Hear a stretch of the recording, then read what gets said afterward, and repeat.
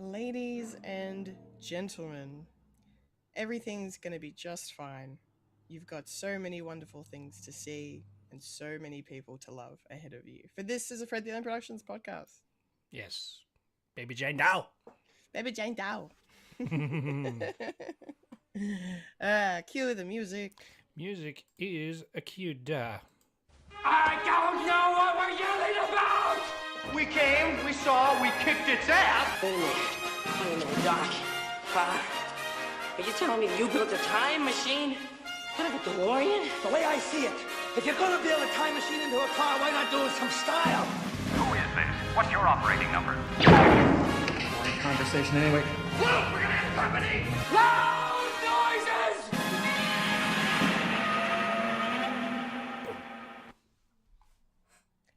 Hello. Hello.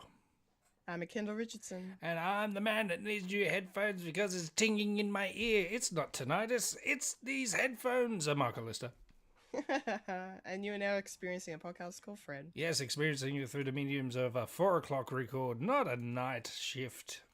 No. Don't need night shift. Hoorah.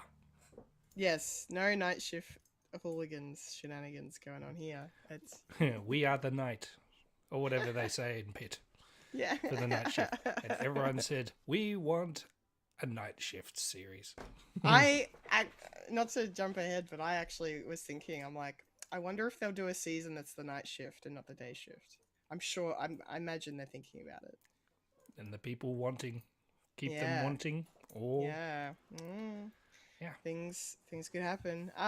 So hello everyone, we're here, but Fulya is not this week. She's taking some time to recover from a medical thing, but she's okay. She's all good. And as usual, she's still a part of the show with all of her wonderful notes that I do appreciate her taking the time to write down. I'll start the show with those notes. Kicking off the weekly watchings, Fulya says, "Hello everyone. I am absent due to medical reasons, so I will just jump straight into my watchings. I forgot to mention last episode that I watched Rental Family on Disney Plus with Brendan Fraser, and it's such a humble story. Emotional to say the least, and I learnt a bit about Japanese culture. Definitely worth the watch. I've been thinking about checking that out actually, so if Fulya recommends it, I reckon it's going on the list." She says, "Another movie I watched on Disney Plus is Zootopia 2. I like this sequel better than the first one. It was fun and had a great story about relationships." Nice. I like the first one. So that's good to hear that the second one was even better. That's very good. Okay. Then she says, "Jumping over to the Japanese animated shows, I am at episode 382 on One Piece. We have finally left Thriller Bark. It would have been a great and emotional couple of episodes about the Rumbar Pirates, but those 2 episodes on Crunchyroll had some audio-video sync issues. Aww. So it was hard to get into. And the last anime I watched and finished is called Campfire Cooking in Another World with My Absurd Skill. Great title," she says in parentheses.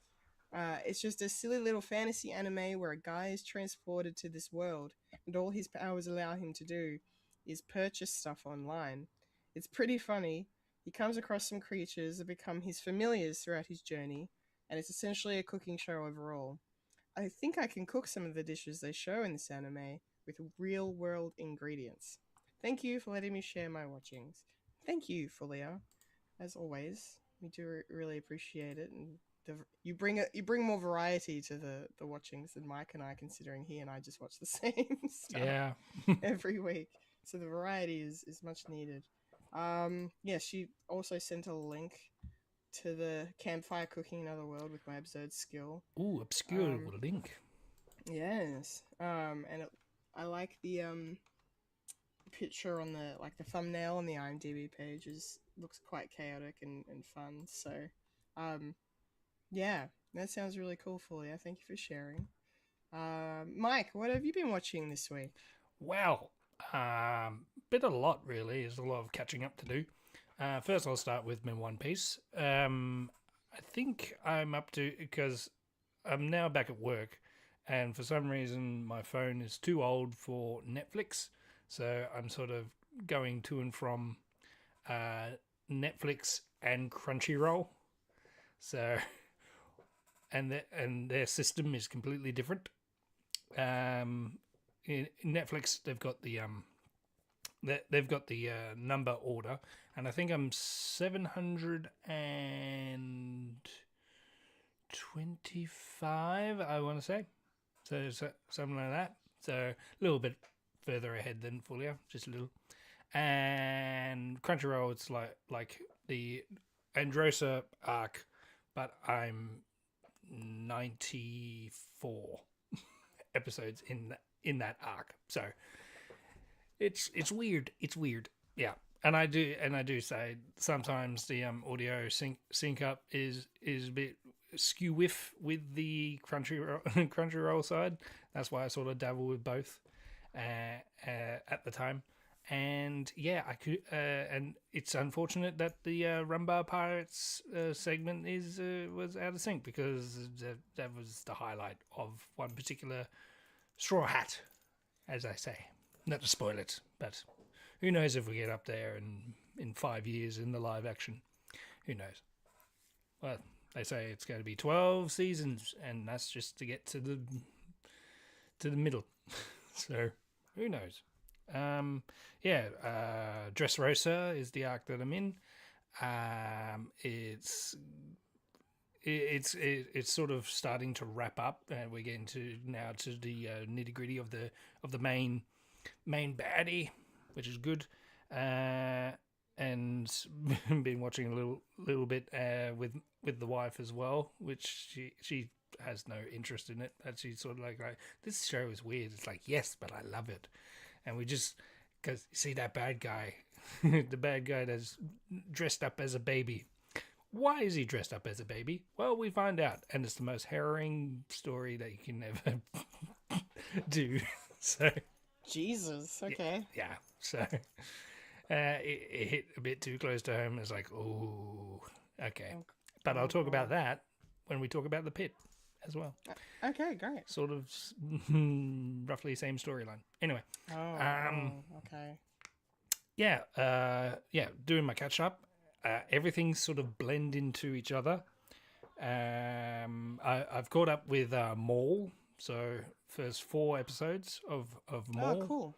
Nice. Yeah, it hasn't grabbed me yet. But it's a nice watch.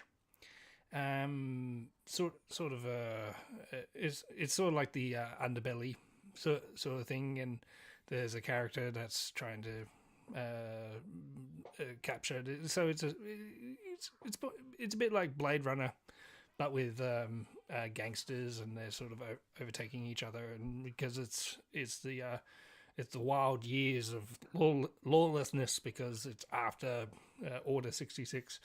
But I don't know where it is within the canon when it has Solo as well. I don't know if it's after Solo or it's during Solo, or so who knows. But that's going good, I guess. Yep, up to date with Invincible as well. Yeah. Oh boy. Oh boy. Oh boy. Shit hitteth the fan. Yes. as it tends to do. Oh my god. I feel sorry for Oliver a little bit. Oh, that was brutal. Yeah, fuck. But if you, yeah, goodbye Viltrum, I guess. Yeah, yeah. R.I.P. to Viltrum. Pull one out or don't, because who cares? But yeah. Yeah. So that's going to start wrapping up with that storyline, and yeah, we'll find out if they get back to Earth or not. Earth Mightiest Heroes. Speaking of which, up to date with the boys as well. As I said, everything is blending into each other, and I'm trying to remember the ending for that. All I know is Homelander beating up his kid is like, yeah, that's not good. Yeah, that wasn't great. I thought he killed him for a second, and then he moved at the end when Butcher came for him. I'm like, oh, okay, he's not dead. Right. Yeah. Hectic. Ooh, yeah. Yeah. Yes. Not nice. Not nice No. as a family drama. No.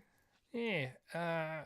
What else? I know there's like. Well, we're talking about the Pit later. Yes. Is there anything that I forget? That's why I need Kendall. Double D's. Double D's. What? That's your clue. Double D's. Yes. I thought you were doing double D's. These nuts. No. Double D's on the chest. Yes. Yes. I'm up to date with Daredevil 2. Had watched 2 episodes, so I watched the previous one, and saying goodbye to a character and reintroducing an old character. Well, twice. Bit of a flashback episode for this one, and. I don't want to say it, but Matt Murdock's hair sort of... Oh, don't worry. I've seen people talking about it, and it wasn't great. Nah. It's not great. Like, I do have Lego in here. It's like that Lego hair is more convincing. But... It was like the worst, like, kind of hairpiece comb over thing that I possibly could have come up with. I get it. They're trying to do like before the first series of the Netflix series, and yet Foggy's hair was great, but it was fine. But then again, he no fault for Foggy. He doesn't look the same either. He's it's age. It's age. It's been 10 years. And they de-aged Vanessa and Fisk, so I don't know. And I didn't realize until I watched like a breakdown that there was a little hint of the Watcher watching. Yeah, apparently I missed it. Yeah, so did I. But yeah, that's kind of cool. And then I go, oh come on, it's wishful thinking, but no, it was intentional. So a lot of people say, well, Vanessa's death is a canon event because it sort of was with the Spider-Verse movies as well. That's right. So yeah. So Fisk got his Uncle Ben moment, and I'm looking forward and not looking forward of his reaction with that. Very much so. Yeah, he's going to be a bit unhinged. It's not going to be a good day to be in New York after his reaction comes to the surface. Yeah, it's just going to be, oh boy. But it's good to see Foggy back in flashback form. Yeah, it was good. Yeah, and just to add a little sprinkle of why is it they named it their company in which way? Because Foggy was more of the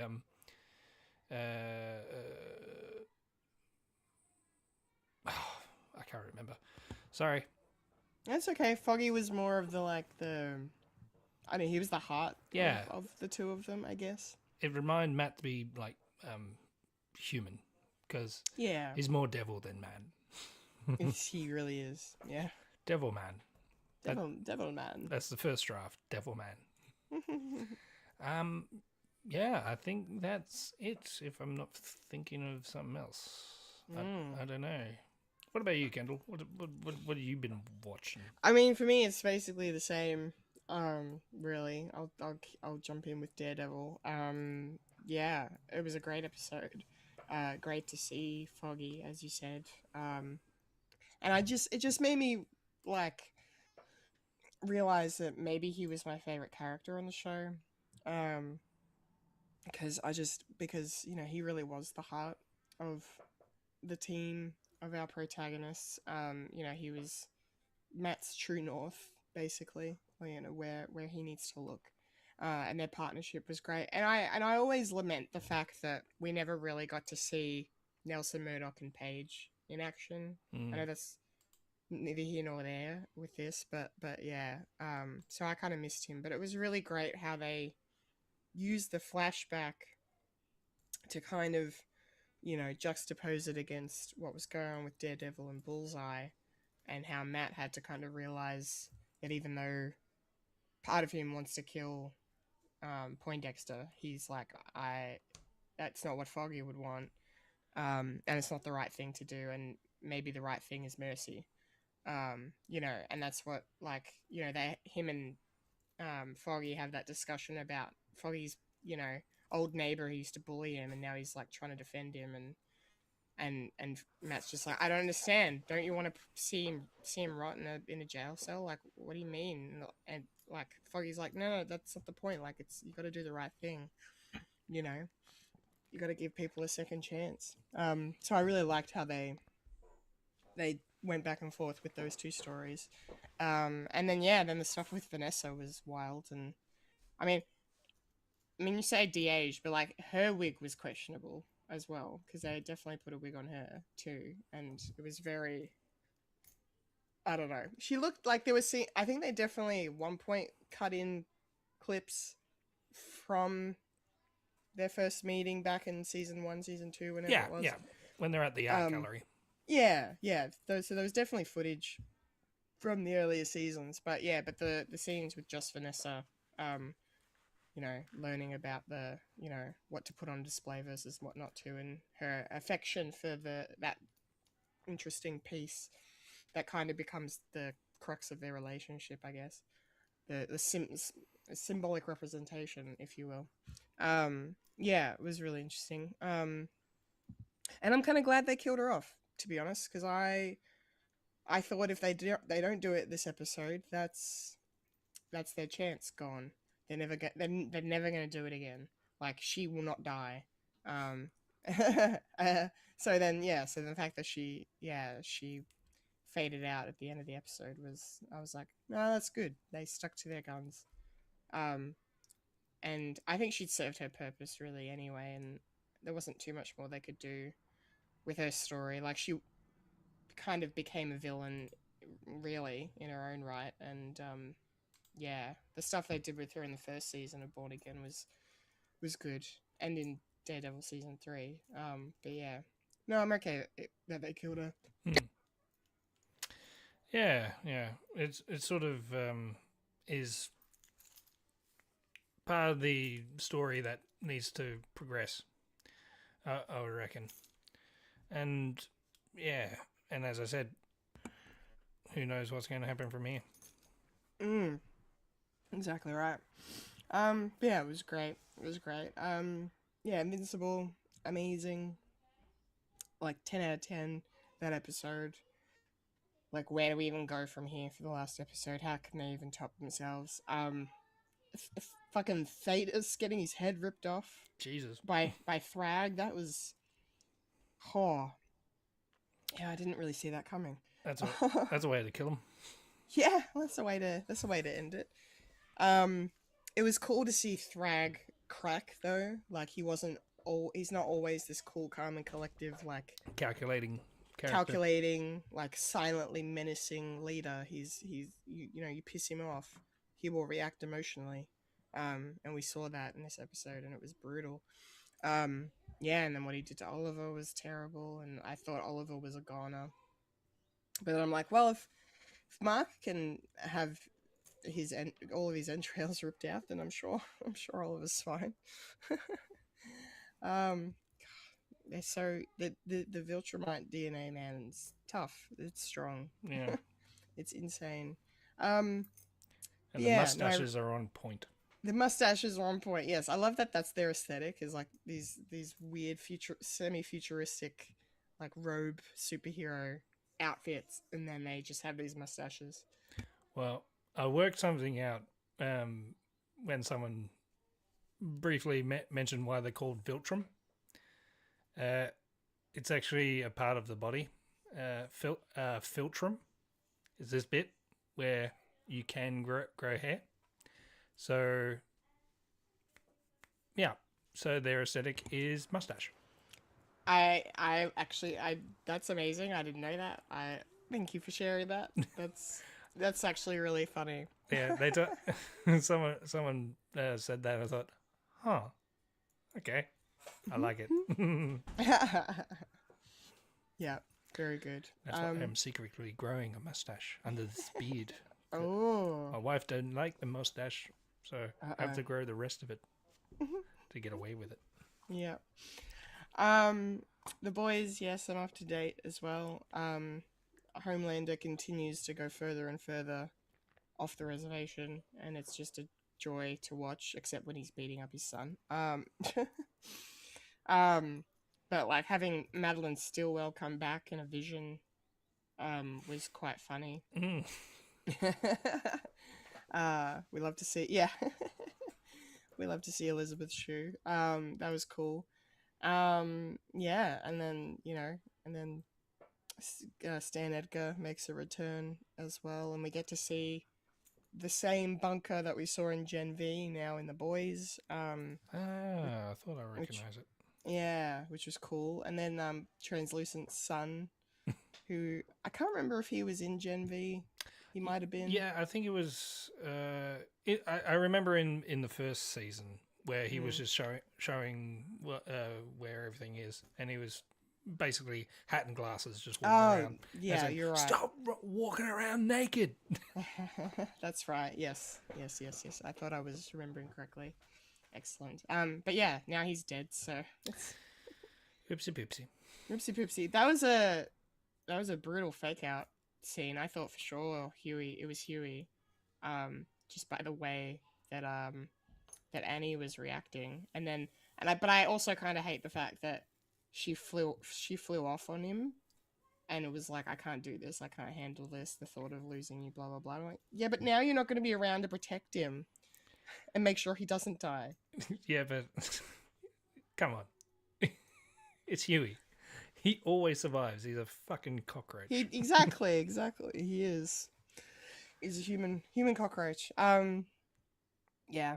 But no, it was another good episode there. It was cool to see Ryan return. And I liked the little bond he has with Zoe. That was interesting. Ooh. And their desire to kill Butcher. It was also interesting. But yeah. Yeah, good stuff from the boys. And then the last thing I'll mention quickly, because I'm sure everyone can tell, I am not 100% healthy right now. And I've been sick most of the last week. But I binged about, 15 episodes of ER over the course of like 2 days. I just smashed out the rest of season 1 and started season 2.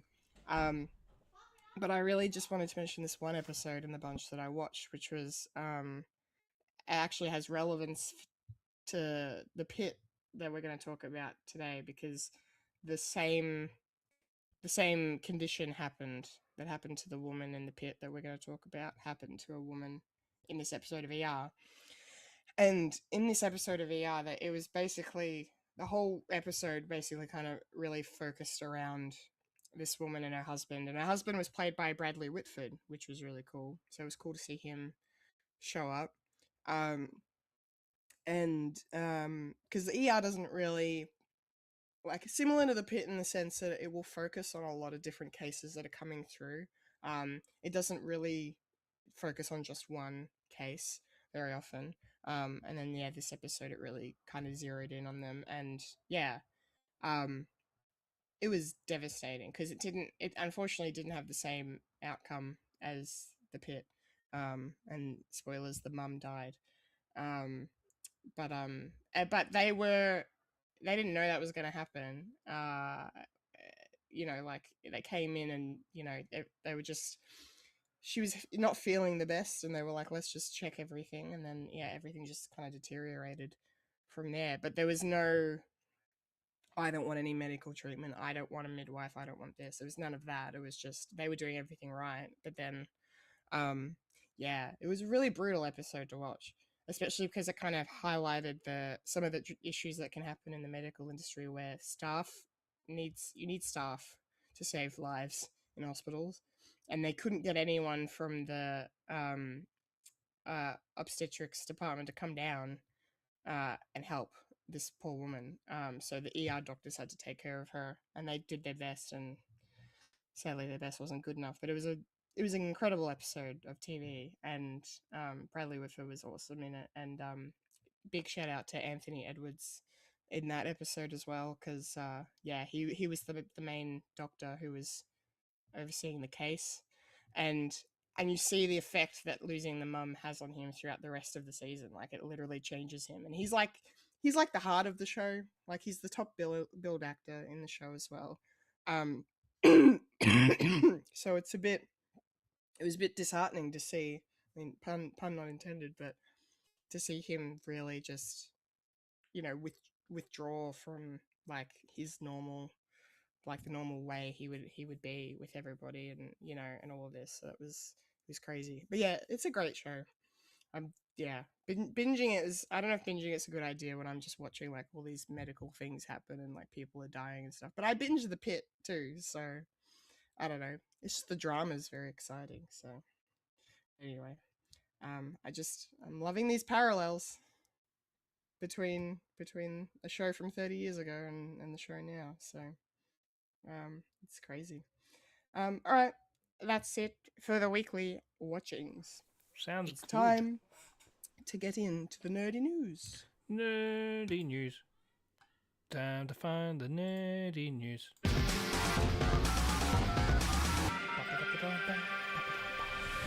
This is the news, the nerdy news. The nerds that talk about the nerdy news. That is us who talk about the news that is nerdy.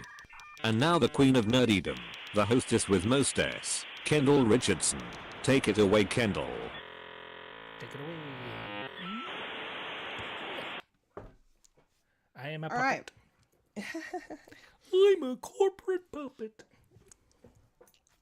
Oh boy.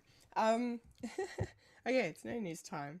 And we have basically just CinemaCon related things to talk about, because that was the big event that happened the past week.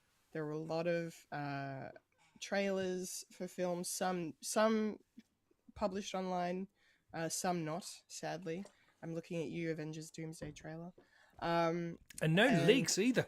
And no leaks, yeah. I haven't What the seen hell? any leaks. It's crazy. I mean, they leaked Legend of Aang.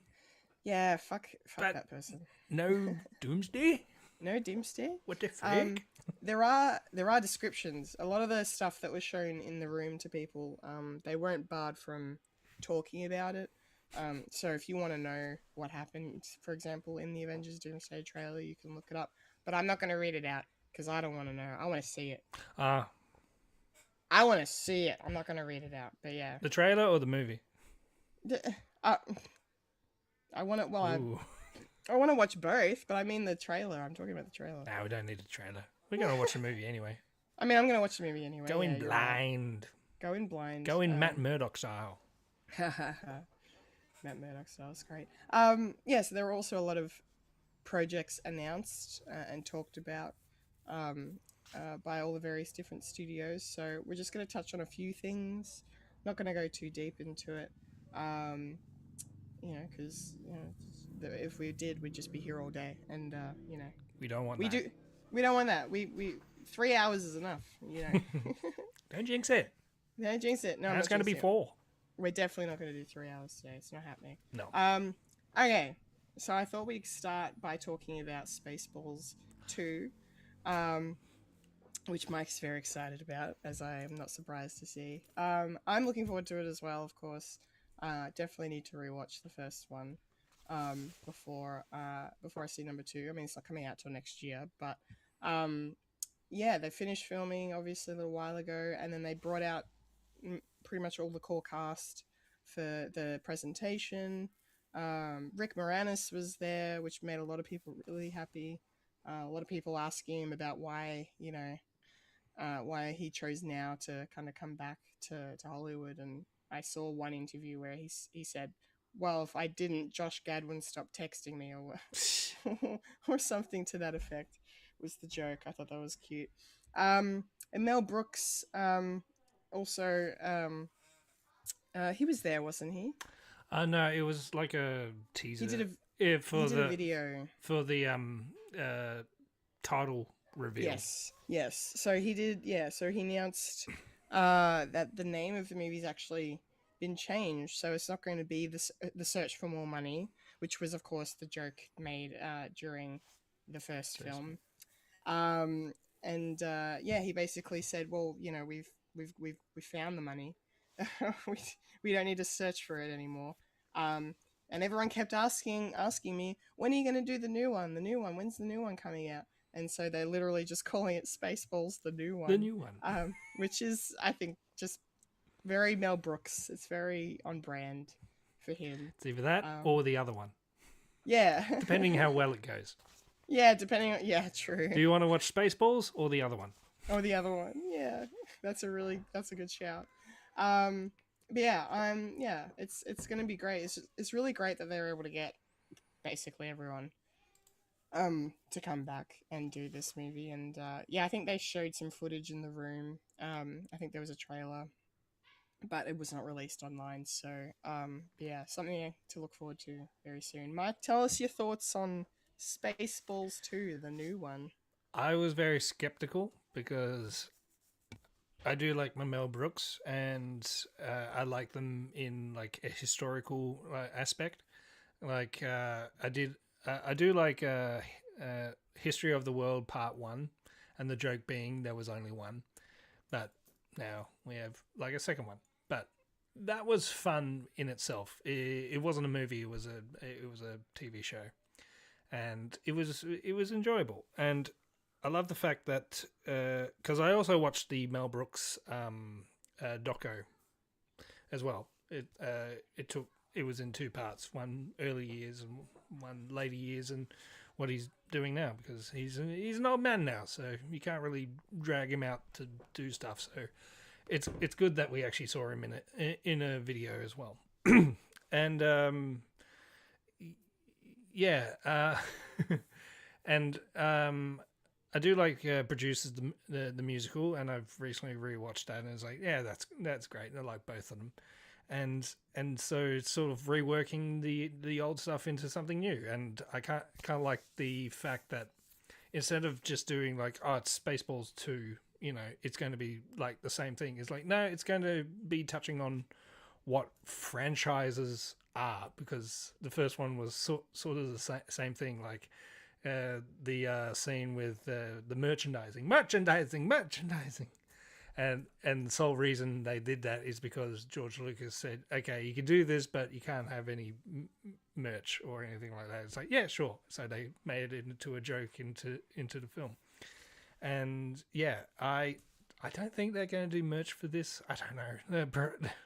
Who knows what they'll do. So they are going to make fun of Star Wars and stuff in general. So I'm happy that we are slowly starting to get the spoof movie back, like starting with Naked Gun, and Scary Movie 6 is coming out as well. So comedy's back. Oh, comedy's legal now. Anyway, I'm actually really looking forward to it as well, and probably don't need a trailer. I'm just going to watch it.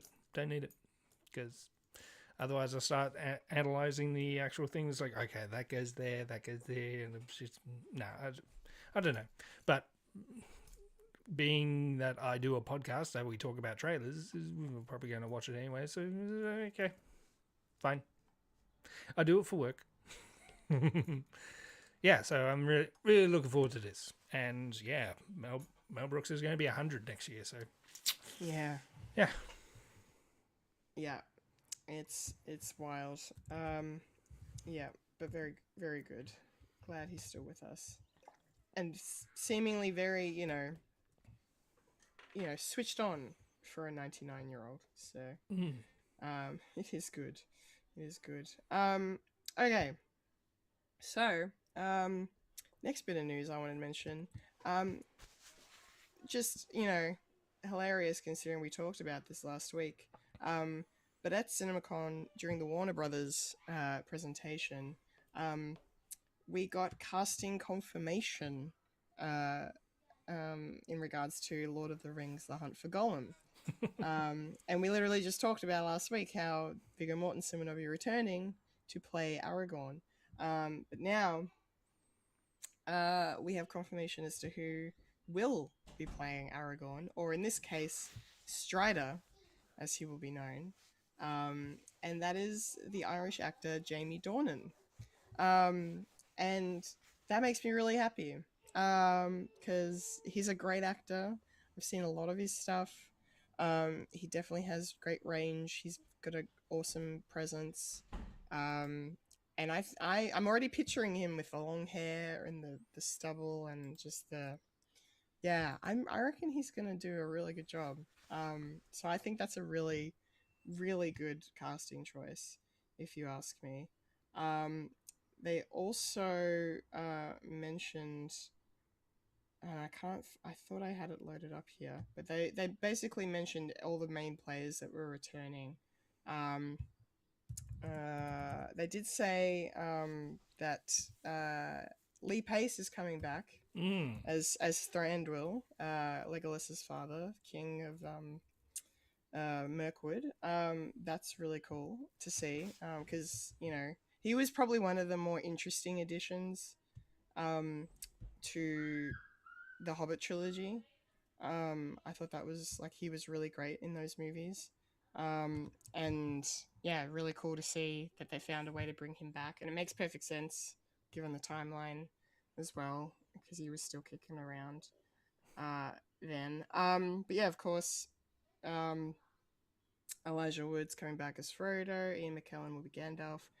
Andy Serkis, who is directing the movie, will be playing Gollum and Smeagol. They also say Smeagol. So we'll be getting a little bit more of the flashback. They go flashbacks maybe. We've one of the theories we had was, Kate Winslet was going to maybe be Smeagol's mum or something, or relative. Her name has been revealed, who she's playing. It's Marigold. I think that's an original character. I think it is too. Yeah. I don't think it's I don't remember this name from the book at all. Marigold's a type of flower, isn't it? Yeah, marigold, I think. Marigold.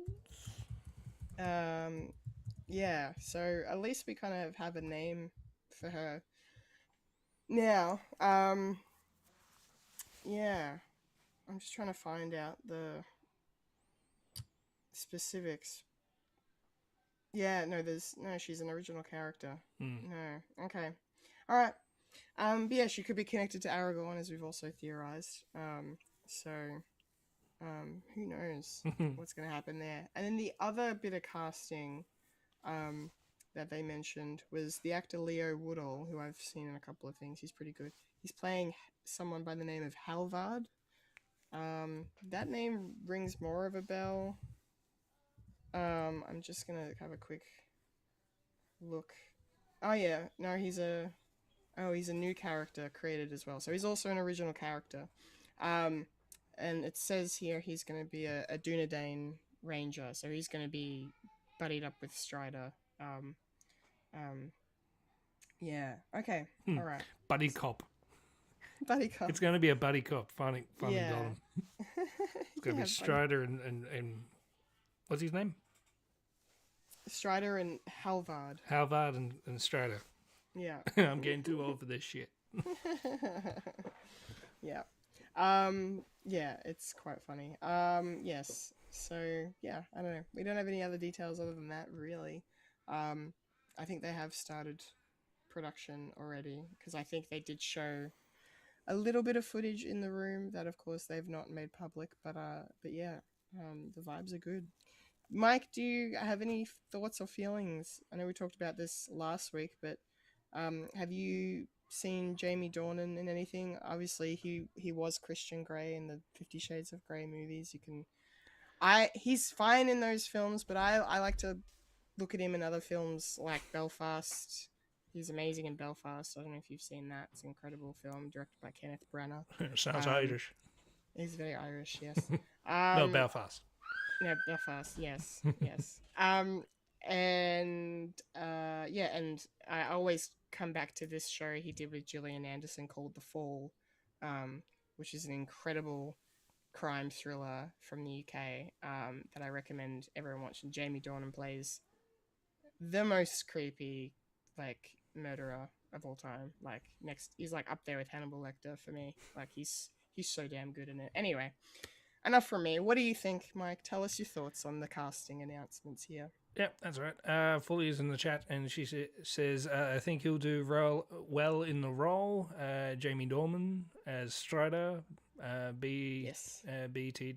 I don't know what that means. Is that a car? But by the way, I know. By the way, I'm just making a joke. Anyway, okay. Sorry. Yeah, hearing the casting news, I'm a bit more a bit more. I'm more easy into this. Like, as I said, I'm sort of more interested in the other one.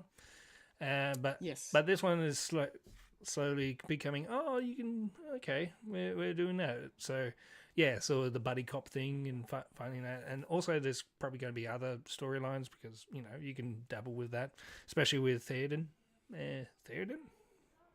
guy with fucked up face, elf with fucked up face. The Thranduil? Thranduil. Yeah, it's a made up name. Whatever. I can't remember what happened to him at the end of The Hobbit. I think he says, well, dwarves aren't that bad. I think he just retreated back to Mirkwood after the war ended. I don't remember. It's been so long since I've watched those movies. Yeah. So. Yeah, I think. Okay. Yeah, especially The Hobbit. It's like, yeah, I only watched the first one really, just so I can listen to them sing, and that's it. Yeah, the singing's good. Yeah. Yeah, I'm a bit more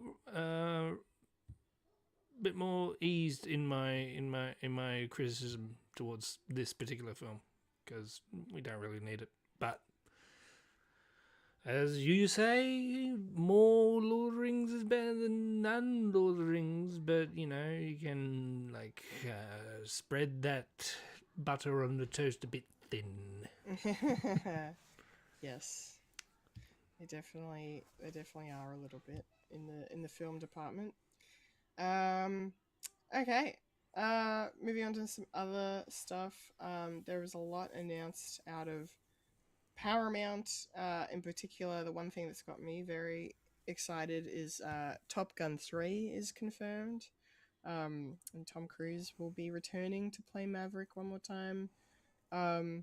I'm really curious to see what that movie is going to look like and if it will be as good as Top Gun Maverick was back in 2022. That film was definitely like just a singular moment in time for cinema goers, and it's just a really great film, and I think what we needed after the pandemic. And I completely missed it. I haven't seen the first one either. Anyway. Oh, that's okay. That's okay. They're good movies. Good movies. Yeah, I like the second one a lot. I've seen it like 3 times. And the non-specific enemy that they sort of yeah, which is basically Iran. It's in the new one it's basically a Middle East country. And it's Iran. In the 80s, it's definitely hinted that it's Russia, but they don't say Russia or the Soviet Union or anything. So the second one was definitely Iran. Yeah. Okay. I mean, yeah, okay. Where are we now? Where are we now? Yeah, so that's really cool to have that confirmation. Um, let's see. They talked. They showed footage for Sonic the Hedgehog 4 in the room. There's going to be a sequel to the Teenage Mutant Ninja Turtles Mutant Mayhem that's coming out at some point. They have not said when it'll be released, but they are working on it. They were talked about A Quiet Place Part 3. John Krasinski made an appearance to talk about it. They haven't started that one yet, but it's coming. There was a teaser for the Call of Duty movie shown in the room. That kind of interests me, only for the fact that, you know, I kind of dabbled in the earlier games in the series when I was in my 20s, and I never really played any of the campaigns, so I only really played it for the multiplayer. So I don't know how much of a story there is. I know there is some of the games have sort of an overarching story. Because otherwise, how is this different from any war movie? Exactly. What's going to make it? Yeah, exactly right. What's going to make it? And then but I guess it's also the IP. Like, they're counting that the IP, the name Call of Duty, will bring butts to seats. But that's not coming out for a couple of years. So Fulya says, I didn't realize how much news came out of CinemaCon, and she topped it off with a Michael Davison emoji. Nice. Yes, Fulya. There was heaps of news, and I'm scratching the surface with this stuff. It's insane. It's like a convention. It's like a convention. They also showed a trailer for the upcoming final Jackass film in the room. They talked about some animated stuff. There's a new Paw Patrol movie coming out. Get ready, Mike. This time with dinosaurs. Yes, it's called the Dino movie. So that'll be interesting. And it will also, and Fulya, you'll like this, it will feature new music from the Backstreet Boys. So that's exciting. Okay. They talked about Angry Birds 3 as well. BSB. BSB, yes. What's that? Backstreet Boys. Oh. Be right back. I'm just listening to the soundtrack. I'll just listen to the soundtrack, so she's not going to watch the movie. Yeah, I thought so.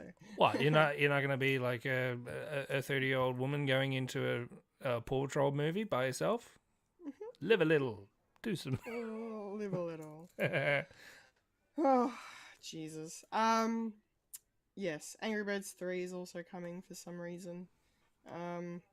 Yeah, and then the last thing that was kind of noteworthy out of Paramount was Johnny Depp made an appearance at CinemaCon and talked about the upcoming Ebenezer: A Christmas Carol, which is really cool. Apparently it's his first big studio film since he was let go from the Fantastic Beasts franchise almost 10 years ago now. So that's interesting. Apparently in that movie, Sir Ian McKellen plays the ghost of Jacob Marley. That's kind of cool. Yeah. It could be interesting. It's directed by T. West, who did the Pearl trilogy, though, which gives me, like, I don't know, gives me pause a little, but it also interests me. It's like, why is he, after he's done this, like, crazy as hell horror trilogy, and he's like, I'm gonna do Charles Dickens. I don't know. I would be keen to see a trailer for this one. I reckon. Okay, Mike, that's pretty much the main highlights from Paramount in terms of new projects and stuff. Did you have anything you wanted to add? Anything that take your fancy amongst the bunch? Probably the Sonic one. Yeah. Because me and the kids always liked Sonic. Don't know why. And Fulya says, I do enough watching of animated movies for kids, lol. Yeah, and hopefully we'll get we already got a casting list for the Sonic. Yeah. And no Trevor Slattery. What the hell? Not in this universe. But the NMCU. Is that a good segue? Or are you doing something else? I'm not going to talk about Marvel. No. Okay. There's nothing to really. Disney and Marvel, their presentation, they didn't announce anything new. No. They basically just talked about what's coming. I mean, they talked about, like, the only thing that really kind of piqued me as sort of a new thing was this animated film called Hexed. Oh yeah. That looks fun. But the rest is all stuff that we knew what was coming. So I like because Infinity version of stuff. Have you heard of that? The Infinity Vision Yeah. that they talked about. Yeah, these new cinema screens that are gonna. Is it like I saw something else? So maybe I'm getting my wires crossed. But it's not the OLED one, is it? No. Or is it the OLED one? That's a different thing. It's just Disney being petty because Dune 3 is coming out the same day. It is. And they have pretty much all the IMAX cinemas. So Doomsday is not coming out on IMAX. So it's oh yeah, well, I'm getting my bat and ball and going home and making our own stuff. And it's called Infinity Version. Infinity because Infinity Vision. Because remember, Infinity War is like the biggest movie ever. Recognize? Yeah. Yeah. Just That's so Disney being funny. petty. It's like yeah. A little bit. Probably that's the only thing. Yeah. No, that's okay. That's fine. Yeah, they've got to do something to get ahead. But speaking of Dune 3, the Warner Brothers Hey, a presentation. segue. I made it work. You made it work. The Warner Brothers presentation, we've already touched on the Lord of the Rings stuff, but there was a couple of things from Dune 3 shown in the room, and they're basically describing that the footage that was shown in the room of the battle and the war that's going on, they're saying it's like the Normandy beach scene from Saving Private Ryan, but on an alien planet, and that sounds fucking intense.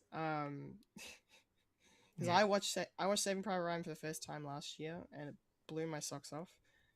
Especially that opening half an hour. That's just no holds barred, fucking brutal, like murder after murder after murder after. Oh my god, this is what it was like. Oh my god. War, man. War never changes. War never changes. But yeah, that sounds really promising for Dune 3. Which is really cool. I can't wait to see that. And then they talked a bit about the superhero side of things. So there was some teasing for Supergirl done. They have said that the next Superman film, Man of Tomorrow, is about to start filming next week. They'll be jumping into filming on that one, so that's exciting. They also showed some footage from Clayface in the room, which is really cool. I'm looking forward to that when it comes out later this year as well. That's going to be a lot of fun.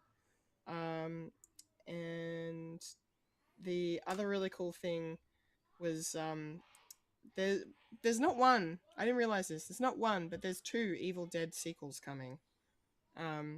There's one called Evil Dead Burn, which is coming first. And they showed some footage in the room for that. That sounds absolutely terrifying. So I can't wait to watch that and get scared. It's going to be fun. And then Evil Dead Wrath is coming out in 2028. So there's a couple of cool horror films coming out. They also revealed their full slate for 2027 and beyond. Some of the movies in that bunch include another Godzilla vs. Kong movie called Supernova. Another Fast and the Furious movie, I think. They've spelt fast here as like it's acronym FAST. So I guess it's Fast and Furious. I don't know. Minecraft, of course. There's another Conjuring movie coming, which I'm surprised at because I thought we were done with that, because they made it very clear that Vera Farmiga and Patrick Wilson were done, because the last movie was called The Last Rites. Like, we're done. This is it. But no, there's one coming called First Communion. Go figure. It's a reboot. It's a reboot already. Horror franchises are just gonna horror franchise. The Batman Part 2 is coming very soon as well. We're all very excited for that. Um, the Gremlins remake is also on the way. The Ocean's 11 prequel. Ocean's What 10. else? Ocean's 10. There's a Hello Kitty film coming. Another Final Destination film. Speaking of horror franchises that keep going, except that one I'm very happy to keep going because it's great. Um, Final Destination 7 that'll be. And there's an untitled Baz Luhrmann film on the way as well. And then they finished it with Game of Thrones: Aegon's Conquest. And that's not everything. The list is like I left out like 10 things. But those are the main ones that are coming. But yeah, very very exciting stuff from Warner Brothers. I don't know if there was any talk about the merger done at CinemaCon. Probably not, No. given how up in the air it is, given how it's clearly not being received very well by Hollywood.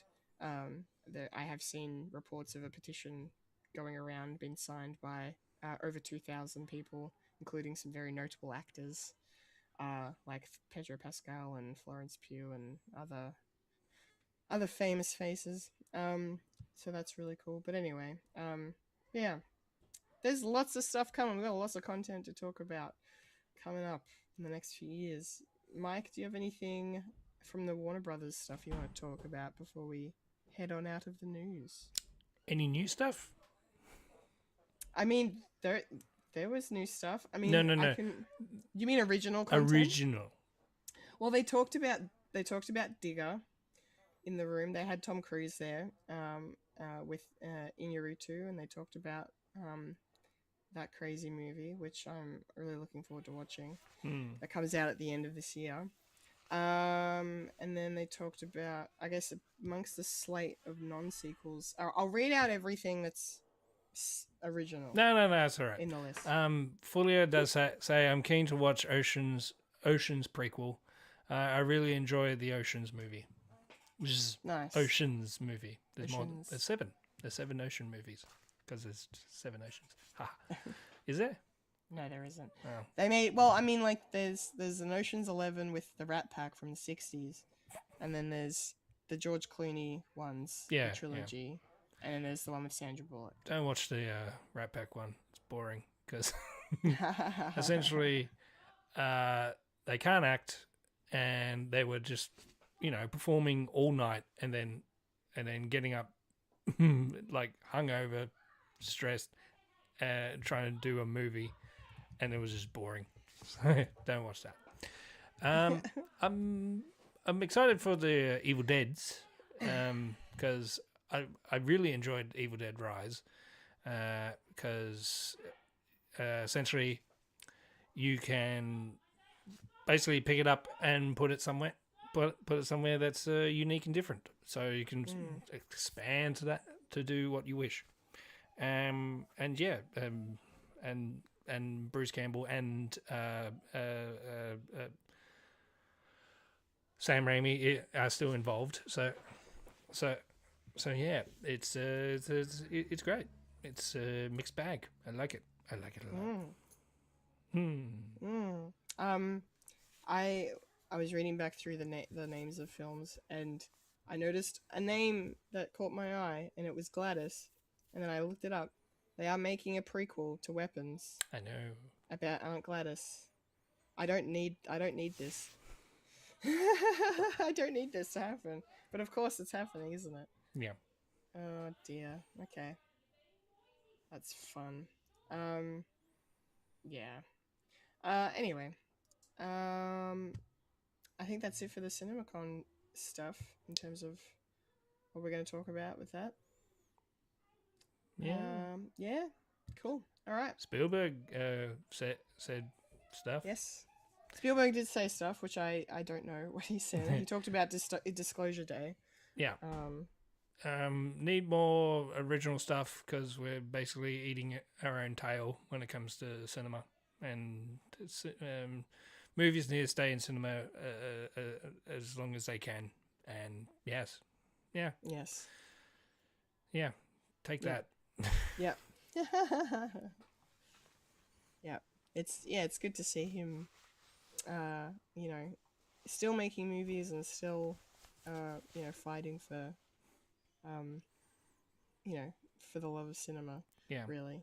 but the way, Um but the way I see it, it's basically, if you know Hollywood history, essentially it's what the 70s were, where the studios were basically making the same things because, you know, bums on seats. Like, it's definitely like, for instance, the cowboy era. Like, there was always a cowboy movie. Like, and then Mel Brooks did Blazing Saddles, and it just basically stopped because oh, okay. yeah. And Death of the Spaghetti Western. yeah, and because of the lack of diversity when it comes to stories, then you got like Spielberg and all his lot like coming up, and George Lucas like coming up as like doing all this like weird and unique stuff. It's like you've never seen before, like Jaws. As we say, George is like the big breakthrough.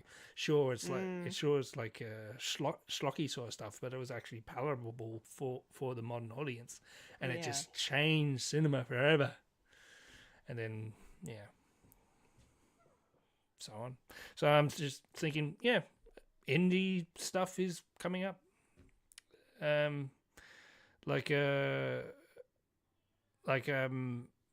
of the big things that me and the kids like really like is Amazing Digital Circus. If you don't know that, I've heard of it. yeah. Indie company, Glitch company, which is actually Australian, and they been doing this, and it's like doing huge numbers online.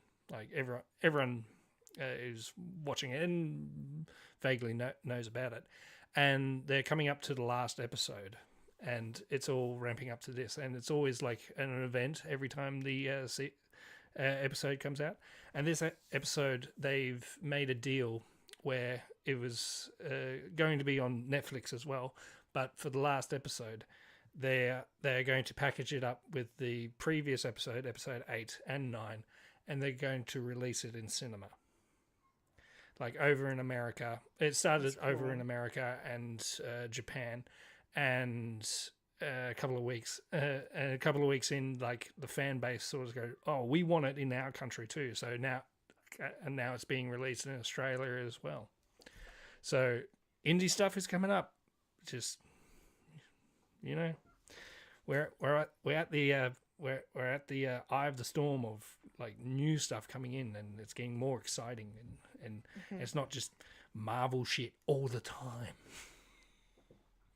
I mean, we like our Marvel, I assume, but, you know, variety is also good.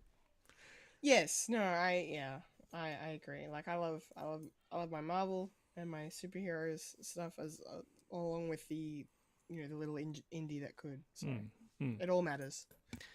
Where there's a horror franchise like The Conjuring and what's the other one? Like Final Destination, which I actually didn't mind the sort of soft reboot, sort of continuation. But you've also got Talk to Me, the hand Talk to Me, and all their stuff. Like that's why people are sort of flocking to like horror stuff, like the weapons and all that, like the new stories with that, because people are craving for like originality and all that. So you can definitely feel it in the air, and that's why horror is getting so big again. Yeah, it's amazing. Like, you know, we all saw how well Sinners did last year and at the Oscars as well. So yeah. So my next movie is going to be a horror and a coming of age story. So yeah, I've got ideas. Nice. Yeah, excellent. All right. Well, that's the nerdy news for this week. It's time now to roll on up to the trailer park. Trailer Park. Not that one. This one. Rolling up to the trailer park where we all park all the trailers. Yeehaw. Yeehaw. Yes, it's trailer park time, and we're going to talk about a couple of trailers that were dropped at CinemaCon that they actually released into the wild. The first being the final trailer for The Mandalorian and Grogu. Yes, great. I don't have too much to say on this one. I'm just ready to watch it. It was cool to see some extra footage. Hello, Sigourney Weaver in an X-Wing fighter jumpsuit. I adore you.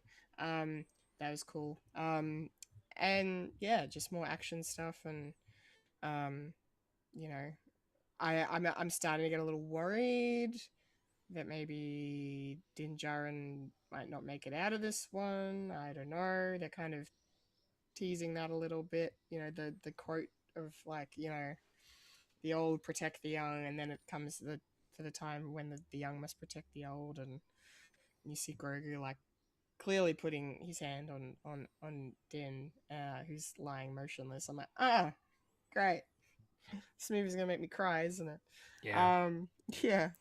So we'll see what happens. Hopefully nothing bad happens, but I just want it to be a good movie and a good Star Wars movie. It's been 6.5 years since we've seen a Star Wars film in the cinema now, which is a funny thing to say in the modern age, because we got used to not seeing Star Wars for a very long time. But with all the Star Wars that they were building up and making and putting out, it's interesting how they, you know, had to pivot to TV, and now they're pivoting back to movies, and how all that's going to play out. So I am looking forward to it. It's gonna be a lot of fun. Fulya has a comment on this one. She says, "Very excited for this movie. It's been a while since we last watched these two characters on screen." Yes, it has been a while. Been like 3 years or something since Mandalorian season 3, I think. 3 or 4 years. So that time has flown. What the hell? So yeah, really, I agree with you, Fulya. It's going to be exciting to see the clan of two together again. We got the pop vinyl figures for the movie in at work last week, and there's like 3 different variants of Grogu, and there's one with his Beskar plate, like, shield with the symbol on it, and I'm like, I don't need it, but it's very cute. And there's another cute one that it's Din Djarin, and there's like a little Grogu on his shoulder. That looked really cute as well. So yes, there'll be more merch coming. Mike, what did you think of this last trailer for The Mandalorian and Grogu? Before that, Fulya says, I do not understand why they send the merch before the movie. Like, come on. Yeah, Yep. Movies get spoiled because of merch. All the time. That's why indie is better. Because you don't know what you're going to get. Yeah. Like, That's a fair point. Forrest Gump. Anyway, out of all the trailers, I like this one the best. It got me like a little bit hyped for the movie, but I am skeptical. And I'm a bit worrisome because it is a movie based on a TV show that's based on a franchise that, as you said, hasn't had a movie in 6 years. But all in all, that's probably a good thing. You know, plenty of dust settles for a Star Wars thing. But unfortunately, it is a Star Wars that you need prior knowledge. You need to do homework. You need to watch stuff. And 4 seasons. That's including Boba Fett. And don't just skip to the first 2 episodes. So, yeah, so it is a bit worrisome that it's probably not going to make bank. And then they're going, oh, we're going to have to do something else. I don't know. It's a franchise, and it's just going to keep on going until we all die. And it's just going to continue to go. And it's like, we're not going to watch all of it. Oh, well. least I am a bit bummed that because of Endor, Endor. Endor? No. Andor. Andor. Andor. I'm saying Endor. I know, the names are too similar. Andor. Andor. Since Andor, the 2 seasons are a phenomenal TV show, it's ruined Star Wars for me. And I say that as wearing a Star Wars hat, which I unintentionally started wearing.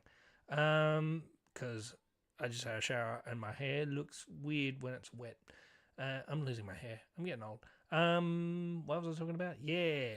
It's ruined my enjoyment for Star Wars, and it's like probably that's why I'm not really vibing with the Maul series. Really, it's like I get it, and the fighting's cool, but I'm just not invested. I'm not invested anymore, really. Something that needs to happen. Yes. Star Wars is. So when is this coming out? Up and down. Mandalorian and Grogu is coming out very soon on the 21st of May. 21st of May. 21st of May. Okay. Second trailer out of CinemaCon. This is our first official look at the upcoming Street Fighter movie. This looks fucking bonkers. Like, this is like, what if we do what Mortal Kombat did, but be more silly about it? Like, be more... Embrace the weirdness of the original material. Exactly. And that's not... I'm not saying that's a bad thing, but as someone who didn't really engage with Street Fighter growing up, I'm just like, whoa. Like, I respect the choice of having Cody Rhodes wear that insane hair. That is great. That's great. Yeah. And 50 Cent with that epic hairline. Like, wow. The wig department is just like hats off to them. They're nailing it. But yeah, it looks fun. Similar to Mortal Kombat. It looks fun. It looks very colorful. There's a lot of different characters here. Some really cool action scenes in this trailer. And, you know, we get to see a brief glimpse of David Dastmalchian. The name of his character is on the tip of my tongue. I know it, but it's not there. I'm not finding it. Fulya, at me in the comments. Go on, do it. Well, she does say, I like that Chun-Li is the main character going around and gathering other fighters. Yeah. Yeah, that's cool. Yeah. Doing drunken fighting. Drunken fighting. Yeah, but no, it looks fun. It looks crazy. Yeah, I don't have too much to say, really. I'm begging movie studios to stop putting music, like, not big songs from the 90s and 2000s in these trailers. Well, it makes you old, or it's no, I don't too care catchy? about that. I'm already old. It's such a cliche now of trailers to just put these songs in and then, like, mix them in with the orchestral score, and it's just been done so much that I'm just like, something else, please. Like, just, like, it tells me you don't have confidence in the score of your film, for one. I don't know. Get you pumping. I mean, I kind of like it still. I get why they do it. I know why they do it, but yeah, I don't know. I'm just becoming old and jaded, I guess. I don't know. Bring back the voiceover. I want the voiceover trailer guy. It's like, this summer. In a world. Keanu Reeves. Morgan Freeman. Arnold Schwarzenegger is Little Tortilla Boy. Anyway. M. Bison is... M. Bison, thank you. M. Bison. Bison. Yes, he looks great. Bison. Bison. Yeah, I'm not sure if I'll see this yet. I think I want to see another trailer before I make up my mind. But yeah, if it's anything like Mortal Kombat, I'll probably enjoy it, because, you know, say what you will about the quality of Mortal Kombat.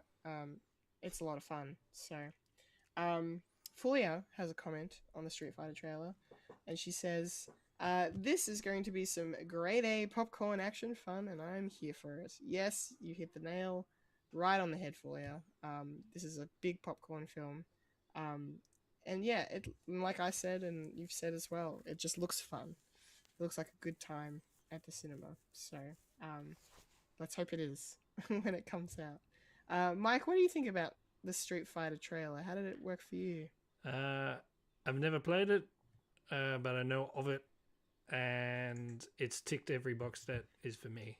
Like, it looks fun, action looks cool, it's got good people in it that I kind of like, and yeah, and with a Hadouken. I like it. Yeah. Everyone knows a Yes. Hadouken. Everyone knows it. Well, yeah. My partner said, "Why did they put that in the trailer? They shouldn't have put it in the trailer." I'm like, yeah, but like you got to put the Hadouken in there. Like that's literally as you just said. It's the one thing everybody knows. Yeah, from and Street Fighter. or they just cut cut to the title as like, ha. Yeah, yeah. Don't do that. Just tease everybody. No, don't do that. And who says that's going to be the only one?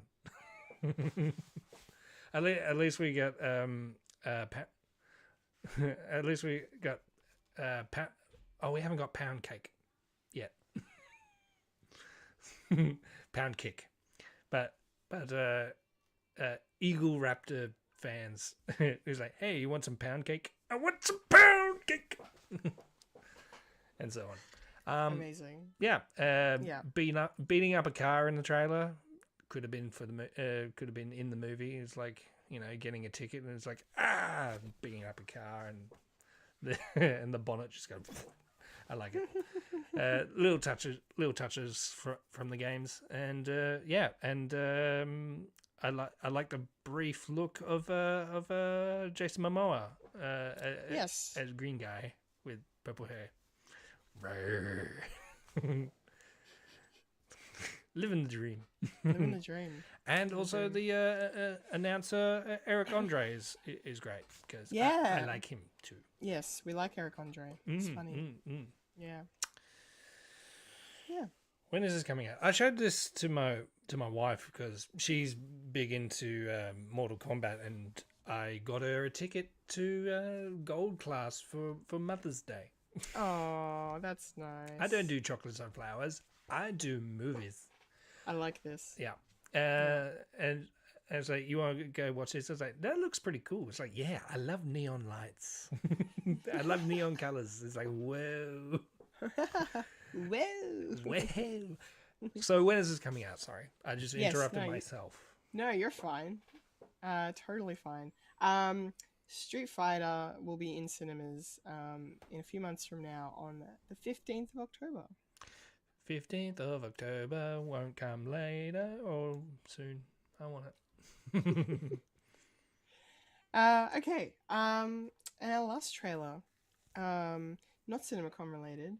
This is for an upcoming TV series, one that we have definitely been anticipating, and this is, of course, the first trailer for the final season of Good Omens. Yes, I hate that this show has kind of been shadowed by the real world going-ons of, you know, a certain author. Which one? Yeah, which one? A certain author potentially doing some certain not great things. But anyway, neither here nor there on that. But this still looks great, and I just love seeing David Tennant and Michael Sheen together, and especially given how things ended at the end of season 2. With the Aziraphale and Crowley, like the trailer doesn't really seem to address much of the romantic connection that they had. I'm sure the show will. Like, there's obviously hints at it, like, you know, and we see the flashbacks to, like, you know, the moment itself, at the start of the trailer. But yeah, I'm really excited to kind of dive into maybe more of, why Aziraphale, because it was Aziraphale that went up, like, I'm remembering that correctly, right? Yeah. Aziraphale goes up to heaven, and leaves Crowley, Crowley, I guess, okay. He says Crowley. Crowley. He says Crowley, but I've still got Supernatural in the brain. Tomato. Tomato. Yeah.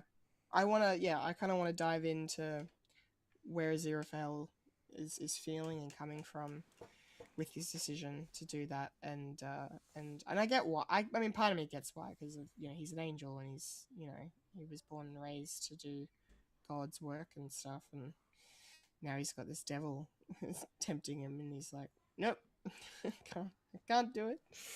But yeah, I'm looking forward to seeing how that all plays out, and then we're getting to see they're introducing Jesus by the looks of things again. Second coming. The second coming. Yeah, the second coming is happening. And if it doesn't go according to plan, then the end times are also going to happen again. Yeah, it looks fun. It looks great. I'm just sad that this show might go out with a whimper instead of a bang.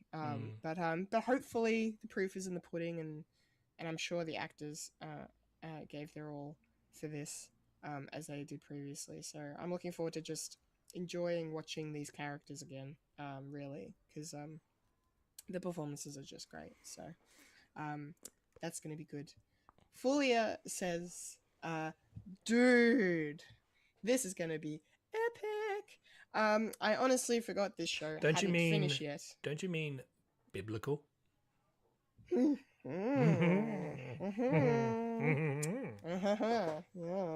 I honestly forgot this show hadn't finished yet, so it was a nice surprise to watch this trailer. Now I am hyped for it. Can't wait for the end times of this show. With the tongue poking out emoji. Yes. Well, I'm glad to have reminded you, Fulia, that it's not over yet. We're still getting good omens. This is the last time. But I'm glad you're hyped as well, because yes, I'm definitely looking forward to it as well. Gonna be good. Get it? Anyway. Oh, Mike. man. Oh, man. Mike, I'm interested for your thoughts on this. How are you feeling about the trailer for the last season of Good Omens? I'm definitely in the whimper category. Yeah. It's like, yeah. It's hard. I was interested until, and then the second show, season was basically setting up for this ending. And it looks like it's just going to be like a bit like the first one, where they're trying to find the Antichrist. Satan's son, Antichrist, whatever.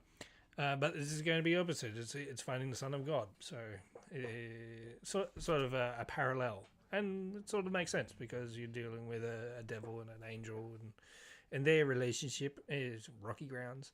And where that goes, and if they've lost Jesus, or they're finding Jesus, probably they're trying to prevent Jesus from being found. Because if I know my religious education, it's been ages. I think. Bringing Jesus back is part of the end times. It's part of Revelations. It's like, I'm back. It's time to ascend up, and the rapture, and Christian mythology and all that stuff. So it's probably the opposite, where they instead of trying to find the Antichrist, they're trying to make sure that Jesus may have not been found and just left alone. But who knows? The behind the scenes stuff is bad, annoying, and just taints this whole thing. For my enjoyment, I don't know, but I do enjoy these actors and how they sort of found a kingship with them, especially watching them in what's that? What's the show that they did during COVID? Staged. Yeah. And the couple of seasons of that, and how that's sort of, but not connected with their working relationship as well. So, it's a bit of a weird bag for me. I'm not sure if I'll see it or not. I don't know. Depending if I've got Prime and a particular date that I can't remember. So, what was that date, Kendall, when this is coming out? Yes, well, Good Omens, the final season, will be dropping on Prime Video on the 13th of May. It's coming up. Yeah, it's like just under a month away. And only the first trailer out from a month. Testing. All right. That's Trailer Park done. It is. For the week. It is indeed. Which means it's time. Oh. For the moment. Yes. The segment. The section. C-section. The C-section, if you will, of the show we like to call... Baby Jane Doe. Popcorn culture. Beep, beep, beep. Flatline. Yes, it's popcorn culture time. And we are going to be discussing today, as if we haven't already forecasted, the season 2 finale of The Pitt. Episode 15, 9 p.m. To 10 p.m. Yes, 9 to 10 p.m. It's the end, finally, of the shift. Cool. So overall thoughts from me on this. Yeah, it was a satisfying finale, I think, for the most part. It wraps up a lot of the characters, storylines for the season and kind of sets up where they might be going from here, what to expect next season. Getting answers about certain things, like, we find out the extent of Al Hashimi's condition. Mel finds out she's got to have a deposition again, and so that's going to happen between seasons. So, and then of course the big one is Robbie going to kill himself when he goes away? We still kind of don't know. But I feel slightly better after this episode, I'll say. I really liked it. Like, it was just really well written and really well performed, and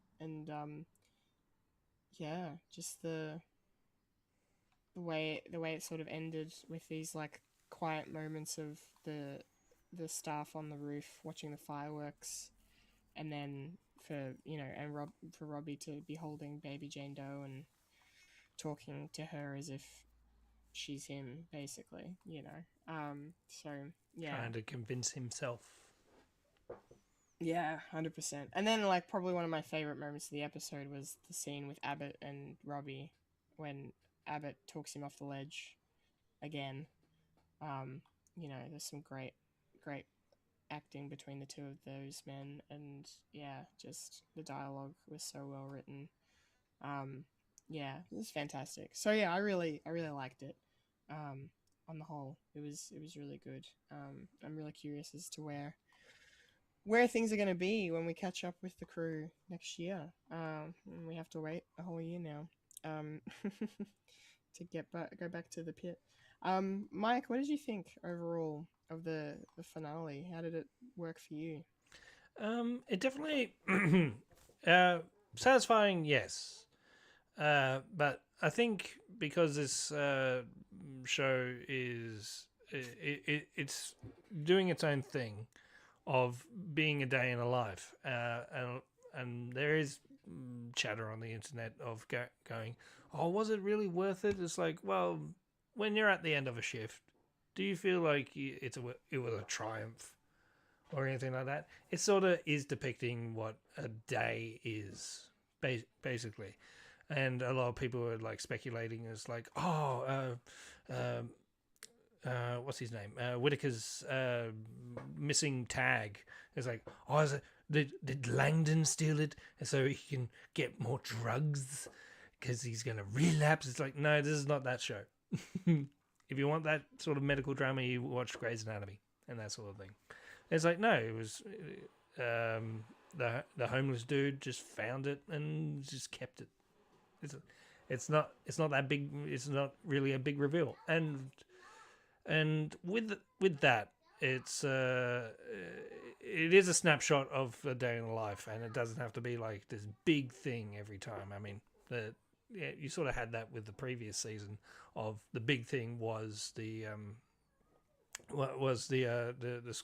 shooting, and everything just went tits up. And then with this one, you sort of had that at the start with everything going down and everything going analog, and just everyone being on top of each other, and just tensions are getting high, and then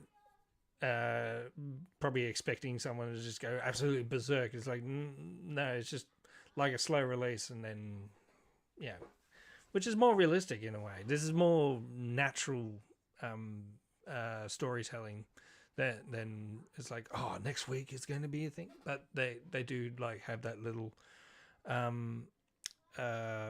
what you call it, the sort of cliffhanger at the end of each episode is sort of like a placeholder for, oh, gotta watch next season. But it's more to do with you're witnessing something that sort of mundane when it comes to like the medical professional.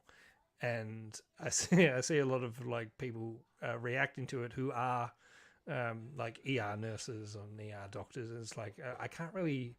The purposes of watching something on TV is just to have a break from life, and they watch this.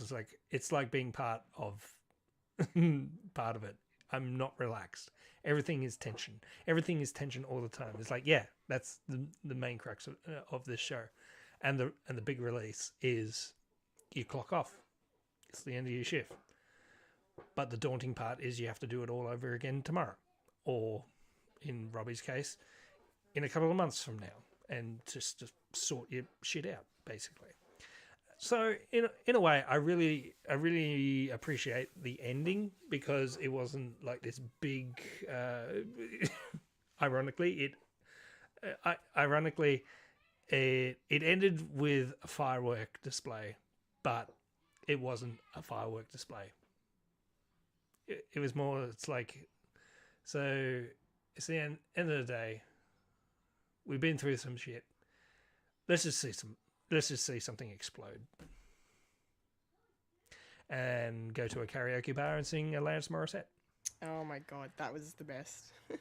I thought you didn't like when they capitalized like 90s hits. That's not what I mean. I know. I'm just making a connection. Yeah. Yeah, cool. Yeah. Well, I'll talk about that ending later. Yeah, but no, you're so right about the show just being this like adrenaline rush kind of non-stop thing, and then you get that closure at the end when it finishes. It's the weirdest form of escapism watching the show. Yeah. Purposely being tense. Yeah. Yeah, we're willingly putting ourselves in these tense situations. Speaking of tense situations, I understand it's a sensitive topic. I don't want to touch too much on it, but I did have some things I wanted to say about the pregnant woman with eclampsia. And obviously there's a lot, I mean, over, so many years, and she even says to the doctors, like, women have been giving birth naturally for, thousands upon thousands of years, without any medical help, and it does happen from time and time again, but I can't. I respect that, but at the same time, I'm just like, but you would rather die, and you would rather your baby die, than sacrifice your beliefs, like. And then the fact that she's also like, oh, don't ultrasound the baby for too long. It'll hurt him. I'm just like, oh my god, and I kind of like when the Pit touches on this stuff of everyone thinks they're a doctor because they have ChatGPT and they have the internet and all these people trying to tell them that they know better. Mummy bloggers and Yeah, natural birth is just all natural. yeah. And so I like it when they do that and kind of point out that that's actually while being natural and stuff can obviously work for some people, like it doesn't work for everyone. Yeah. And I loved that I think it was Dr. Abbott that pointed out the mortality rate was 30%. You know, back in the old days when they couldn't have the medical facilities that they do now. So that's a huge number of women.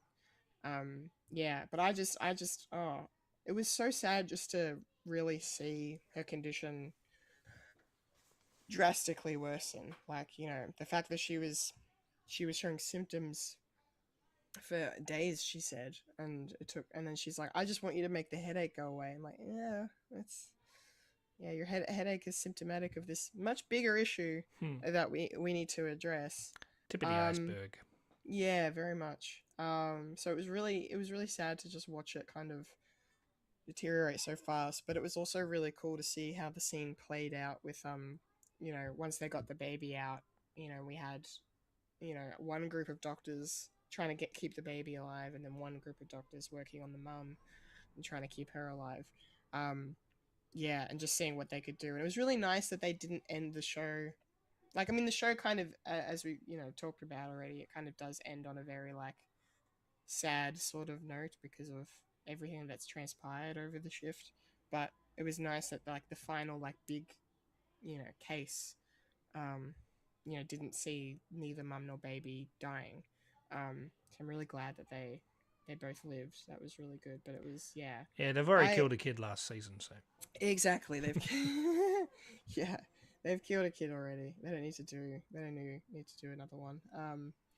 And they clearly didn't need another baby Jane Doe in the ED. But yeah, Mike, what did you think of how this played out, and like just like that idea of like, would you die for something you believe in, kind of thing, like in this situation, like when it could be prevented? Like I mean I would want the help, but yeah, I don't know, what do you think? Oh yeah, I would want the help too. I'm not necessarily swayed by like modern like niche things. It's a bit like anything like scientific, like it could change, but at the moment the information is this, like and it is tend to change, like that's the reason why we don't do the food pyramid anymore, because it's outdated data, and and Pluto is not a planet anymore. It's a rock. It's a rock. It's some sort of rock. I don't know. I'm not a scientist. I just I don't believe in science. I trust the science. If that's what I say. That's a good point. Good way to put it. Yeah, and I can and sure, this is sort of what happened during COVID as well. Like the information was changing like every day on this new thing. And I understand that people did sort of get sick and tired of like it always changes. Like, no, we got to do this. No, it's got to do this. And it's like, it's no. I kind of see why people would say, you know what, screw this. I'm going to do my own thing. I'm going to have a wild birth because everyone been what I've been reading and humans have been giving birth all the time, not knowing the actual like part of it. I mean, I also say it's like, well, the paleo diet is like, oh, this is what the cavemen used to eat, and yes, and the average age for a caveman was 30. I should be dead by now, because different factors, you know. It's like, no, we got to take out a carrot from the ground and eat it, dirt and all. It's like, what? Anyway. Reason why we sort of live this long, and technically we shouldn't be living this long, is because of the science has been changing, and for the betterment. Don't know, I don't know. And that's my my roundabout way of saying is like, I can understand it, but in the back of my head, I am witnessing my greatest fear going through, like, someone you love with complications with the birth. And yeah, I was on tenterhooks. It's like, say no. Yeah, me and my wife's first pregnancy, it didn't go all too well. There was stuff happening, and being the father, it's like, I'm allowed to be in the surgical gown and all that, because we had to have an emergency Caesar, just like the movie TV show. But there was a time where they had to prep her, and I was by myself with my own thoughts, and that's a bad thing to do, because I was by myself, no one to talk to, and everything was running through my head. And and this particular shit does happen. You go into very dark places when you're all alone. You don't know what's happening, and I just witnessed my worst fear on TV twice. Yeah. Thank you, One Piece, for that particular thing. Jesus Christ. But the thing in One Piece is the mother and the baby died. Thank you. Oh my god. Fuck it, One Piece. I still like it, I guess. Anyway,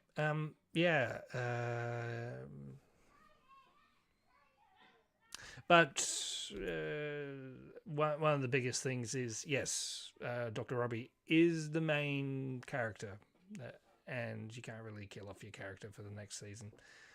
And this particular thing was to give him the confidence to say, this is what you do, and if it weren't for you, you saved 2 lives today. Yeah. And that sort of brought on the Robbie and Abbott scene, which I really liked. It's basically 2 men trying to sort out their emotions and their mental health, like, together, and and it was all for the first season as well, where Abbott was in dark places too, so they sort of need each other to sort of saying, hey, we can do this, okay? I sort this shit out all the time, so but we'll talk about that later. Yes, we shall. Well, being the finale, as I mentioned before, there's a lot of character arcs that are wrapping up. Nothing like major happening with our big players. Like, Dana doesn't have much to do in this episode. But we do get a glimpse of her and Robbie being okay, sort of back to normal, which is really promising. We get to see Whittaker and his farm wife, but not farm wife. Platonic, yeah, okay. Very interesting dynamic there. But it was cool to see the way he was with the baby at the end, I like his character, so I'd be really, really curious to see where he goes in the next season. What else do we have here? Langdon, of course. was another character this season that had a massive arc with him coming out of rehab for his addiction and his first shift back since. And, as the fates have it, it's Robbie's last shift before his leave. So they cross paths, obviously, many times. And they finally sort of have the talk in this episode. And I really like Langdon. Because he's not like in season 1 he really fucked up obviously, but like this season I feel like he's really done the work to make amends, and he's really doing a great job of accepting that accountability for all of his actions. Like, like we talked about it last week when Whittaker called him on his like big brother shit, whatever, that sarcasm shit he was doing with him that he didn't like. And then Whittaker was like, okay, I see you. Yep, backing off. Like he didn't double down and say, no, it's fine. And he didn't do that with Santos either when they confronted each other about, their issues. He was like, I went through hell and I'm, blah, blah. I mean, yes, she still did make the good point of you should tell everybody what really happened. But I mean, that's neither here nor there in this episode, I suppose. But yeah, it was good to just see the two of them talk and, Langdon kind of being quite insightful with Robbie and saying, you're not perfect. And then Robbie's like, I never said I was. But Langdon's like, yeah, but you think you should be, and you're trying to live up to this expectation that you can't meet. And so where does that leave the rest of us? So it was a really good, like, it wasn't long enough. I feel like I wanted more. I feel like I wanted them to get into it a bit more. I don't know, but it was still really good. And then just quickly, yes, I said earlier, Mel has to have another deposition. That sucks, but I'm really glad that Santos roped her in, like, let's go do karaoke. That scene was the best way to finish off the entire episode. Seeing the two of them let loose, especially that moment where Santos, like, let out Mel's hair and then Mel just starts headbanging with her glasses in her hands. It was amazing. And then Dr. Mohan is one I just wanted to quickly touch on because she will not be returning for season 3, I don't know if you're aware of that, Mike. Yeah. Yes, Supriya Ganesh is not reprising her role as Samira Mohan in season 3, and that's the same with the doctor from the first season, whose name escapes me right now, who I really liked. She left as well. She went to a different hospital. I know her name. It's in my brain. I keep wanting to say Edwards, but I don't think it's Edwards. Collins. Yeah, Thank you. yeah. Collins, Dr. Collins. I really like Dr. Collins, and yeah, she between seasons left. And so they've decided that Dr. Mohan's story will continue elsewhere and not on the show. Doesn't mean we won't see her ever again, but she's definitely not going to be in season 3. And I was sad because I really like her, and she kind of went through it this season, to be honest. And I kind of was hoping for a bit more of a definitive resolution with her, but I don't know. I mean, she at least, like, things sort of kind of calmed down and, a little bit, and she kind of came full circle a little bit at the end. And her and Robbie had that final conversation about, what he thinks she should do, and she doesn't know what to do, and all of that stuff, and their issues. So that was good. But yeah, I'm sad she's not coming back, so but that's okay. New faces will come. More people to love, more people to hate, who knows. Mike, what are your thoughts on the supporting cast in this episode? Did all their stories kind of wrap up nice for you? How are you feeling? Sort of. I do like it being open-ended in a way. I mean, like Santos, with the Santos and Langdon sort of story, there's still going to be tension there, and and that's going to be interesting when we come back in a year. It's like what's going to happen there? Is there going to be change? Is there going to be yeah. So I kind of like the fact that it's not. It's like this is what we're doing in this season. Then there's a solid like solid what do you call it a resolve at Resolution. the end. Resolution, yeah. Yeah. Like Langdon didn't scream out to everyone. It's like I took drugs, and yeah, because that's what Santos would have wanted, and so you don't really It's the Rolling Stones. You can't always get what you want, but you try sometimes. You get what you need. Yeah. And I think that's for this show as well, because a lot of people love this show because it's an ensemble, even though it's sort of following Noah Wild's character Robbie like a lot, and I do like that. There's also certain things that each character has time to shine, and sometimes we don't go back to them, like not necessarily each week. Like McKay had a bit of a weird thing that she was going to go on a date, but she ended up not. So there's only like little bits, and essentially that's more of the realistic storytelling. Is like sometimes it's just an average day, basically. Yeah. And it just ends with a bit of a whimper. So yeah. I will touch on, because it's sort of part of it, that a lot of people were wondering about Robbie and his story, because essentially it's his story of him not working out shit, but that's affecting his relationship with the other people.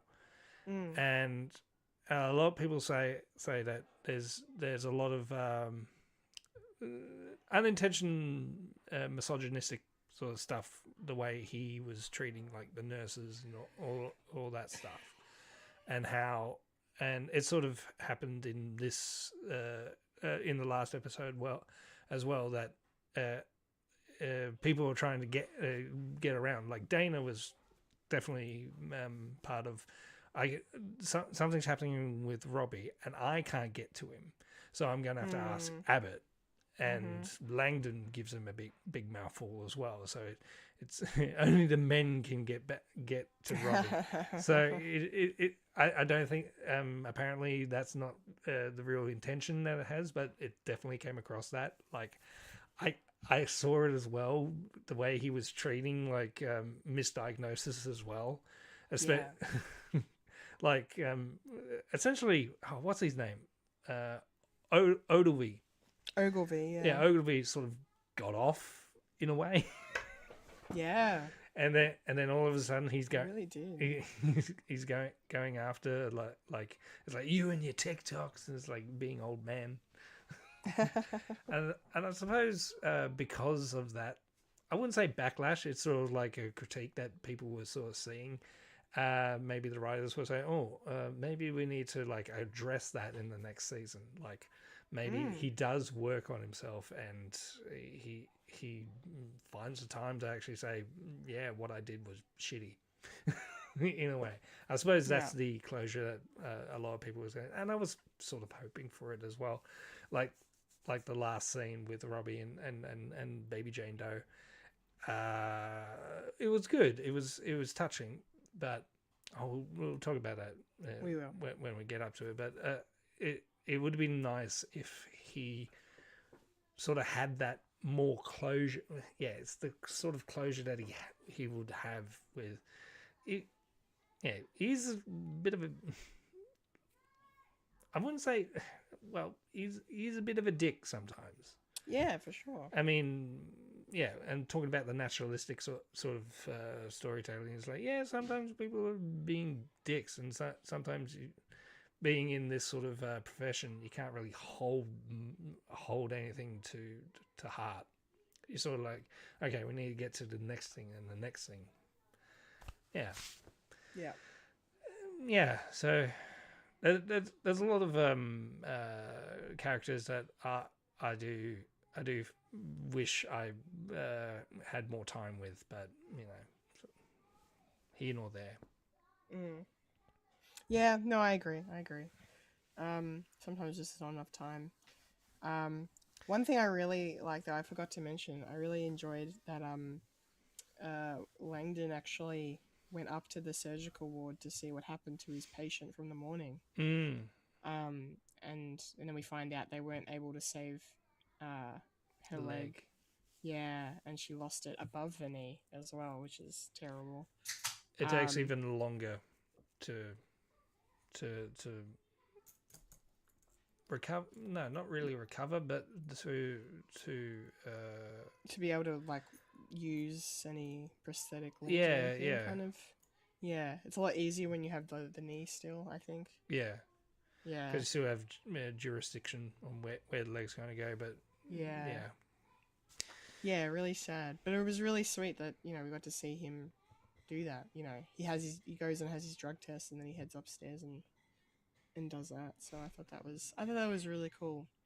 And then and speaking of, devastating conditions, Dr. Al-Hashimi, we get the full reveal of what's been going on with her, and it is way more devastating than I expected. So basically, she had meningitis when she was 5, and because of that meningitis, she contracted a condition that means she has seizures in her frontal lobe that cause her to lose focus for long periods of time. And, obviously, we saw her, zoning out a few times over the course of the season. And then those hurried phone calls to a neurosurgeon, and then we hear her talking about, with Dr. Abbott about how they both, served in the military and did time treating patients in the Middle East, and what they saw and how horrific it was. And so part of me was like, oh, it looks like PTSD, like, and she's just zoning out. And they kind of touch on that a little bit, but then when you find out it's she's having a seizure and she's not in control of herself. Really terrifying. And I really loved the way it kind of,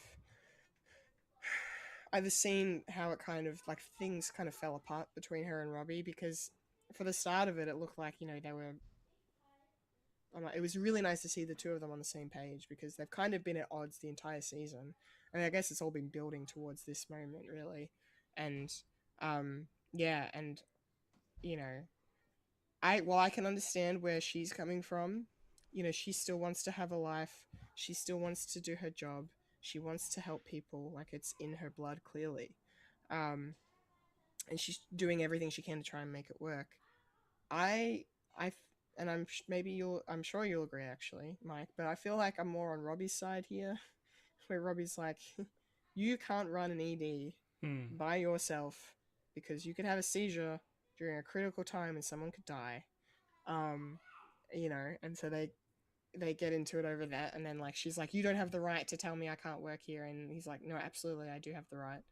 And it just really gets really intense between them, and it was so well performed by the actors, and just devastating to see.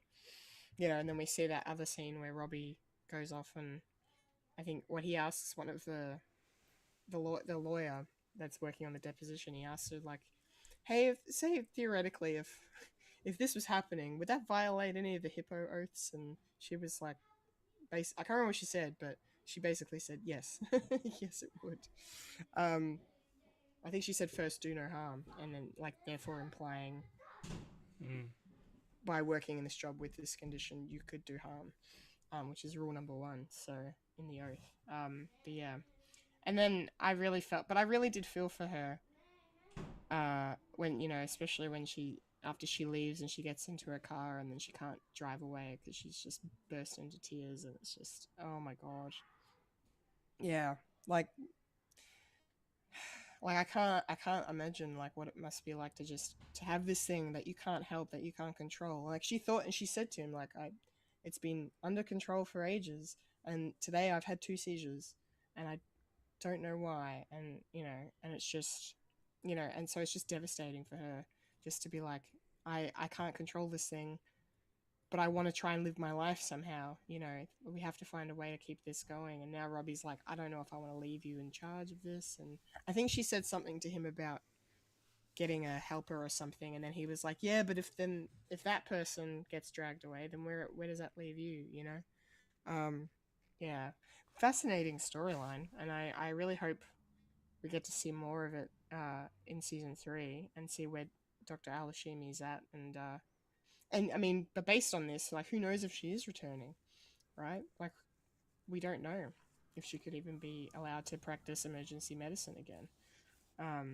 So yeah, it was really intense, kind of dramatic moment for the show. But I really liked what they did, because it's not often, obviously, that we see the staff being the patient, I guess, and this was sort of something like that. Yeah, Mike, what did you think of it? How did the reveal of her condition work for you, and what are your thoughts on, is she doing the right thing or the wrong thing? What's the situation? Yeah. I knew it was probably something medical because it happened twice. And I can see both sides of the argument. Like, yeah, it hasn't happened in years, and all of a sudden today, out of all the days of testing out the new stuff and everything basically going to shit, and it just happened, and it's like, no, it was fine, and trying to reassure yourself, but then you got Robbie, like go, he's dealing with his own crap, and he's sort of and in the middle of this episode and all the way to the end, he was pretty much trying to find something to make him stay there. Like, he didn't want to go, and you can sort of see him like just hover around and not really doing much. Yeah. And you can sort of see that it's like, I don't want to go because if I go, everything's going to go to shit because of all this different stuff. And he also has in the back of his mind, well, Langdon was going through stuff while I wasn't looking, and I suppose that's playing on his mind. It's like, well, what's going to happen? Like, yeah, it's a lot of thoughts in the air, and I kind of like it that it's not necessarily one particular thing, but it's just multiple things and just clashing of like different ideas and different and egos and all that. And yeah, just the ending is like, yes, I'm going to go into my car, but I've been reminded that I shouldn't be driving, but it's okay because it's the end, and then all the emotions just come all at once, and then just have to stop. And if she got home, we don't know, but maybe she just said, I'm just going to park my car and just get a taxi. I don't know. Yeah, so yeah, there is a lot of work to be done on yourself for everyone, and that is everyone. Like, and yeah, and sometimes you just gotta scream to the heavens of Lawrence Morissette, and yeah, and Mel's story, just the realization is like, my sister is an adult, and she wants to be she wants to be reliable on her. It's like, well, and she's neurodivergent herself, so therefore this is what has happened all the time. This is the routine all the time, and then that's going out the way. It's like, what am I doing with myself? And I kind of like the fact that she's found a kingship with Santos. Yeah. And Hashimi, yeah, I think she should come back. Mm. Probably I as a think she will. consult, maybe not necessarily And attending. entertaining. Mm. Who knows? Who knows what's going to happen in the next 10 months? Yeah. Who knows? Hopefully, we get a winter, winter one, which is our summer. A winter episode would be interesting. Christmas. Christmas. Christmas season. Yeah. Yeah. That would be fun. Okay, well, we've talked about everybody and you've touched on him already a little bit, but let's dive into Robbie. And share our thoughts on him in this episode. I think he's been brought back from the edge just in the nick of time. That's kind of how I'm seeing it.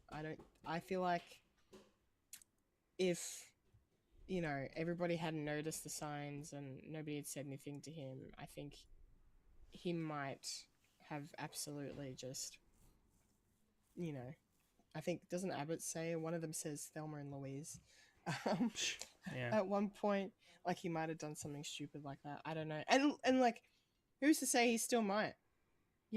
Like the one thing he really needs to do now is immediately go and get, treatment for his mental health, like before he does anything else. But I don't know if that's what he's going to do. I don't think so. But yeah, but I love how you pointed out, Mike, the whole, like, he doesn't seem to be able to leave. And part of it definitely is that sense of, like, this place is lost without me and I can't leave it to the heavens to decide what happens, and, and I can't trust all of my stuff and, like, all this stuff, and he can't seem to go. And then part of me is also, like, I feel like he's stuck around because he's probably afraid of what might happen when he leaves. To himself as well. Exactly. Yeah, exactly. Because it's like we've seen moments with him where he's been alone and left with nothing but his thoughts. And you said it about yourself, right? You have no one around you to tell you anything, and all you have is the despair in your mind that just drags you down. And it's so I feel like if Robbie is going out by himself on this bike ride, like, all he needs is one dark thought and he just swerves his bike into a truck, or like off the road, like, and then it's one stupid thought, but all it takes is one, and it's terrifying. I'm sure that's what he's also thinking about, and that terrifies him, and maybe that's another reason why he's delaying the leaving. I don't know. But then I think a big part of it for me was, and you've already mentioned it a little bit, the scene with Abbott, Dr. Abbott, after, they save the baby and the mum, and because I loved how they played Robbie's hesitancy to get involved. Like, he was already clearly emotional and unsure of what he should be doing, because, like, he should have checked out by now. He should have left. He should have clocked off. But he was still there, and then Abbott's like, no, I need you, we're going to do this. And then it turns into this just perfect moment for Dr. Abbott to just say everything that needs to be said. And I kind of love how we get to hear a bit more about his own story. Like, we knew he'd lost a leg. Didn't know he'd lost his wife, I don't think. We don't know the details of that, I don't think. But yeah, that was also sad. But just to hear him sort of like say, this is what I've been through, and I'm still here. I'm still fighting, and like he talks about, like, this place, like, can't be something that we succumb to. This place, we see everything, like, we know shit's coming for us, and we see it every day, but we can't let it bring us down with it, basically, is part of what he says. And I just love this whole speech. And he talks about, the spectrum of life and how it could be everything from heartbreaking to beautiful and hilarious and ugly and unbearable and all that stuff, and how you know, how Robbie needs the Pitt as much as the Pitt needs him, you know, that whole thing. And then I really liked the moment where he was like, you know, you need someone to dance through the darkness with you. Um, and then Robbie's reaction is like, did you just make that up? Like, well, did you steal that from something? He's like, I may have heard it in a song, or maybe my therapist said it. I don't know. But it was just great. It was such a great scene, and I think that's, out of all the conversations Robbie's had about his situation this season, I think this was the most important one he had to have. And it was just, it was so well done. I loved it. I loved every second of it. Yeah, it was great. And then to cap it off with him at the end with baby Jane Doe, like, you know, because the whole, like, one of Dana's things she's doing this episode, she's trying to get someone to adopt the baby, because no one's come to claim the baby, and it's gonna have to, you know, obviously it's gonna have to go. But I think she said something about, because they work at the hospital, like, you know, they get some special privilege with the baby or something. I can't remember what she said it was.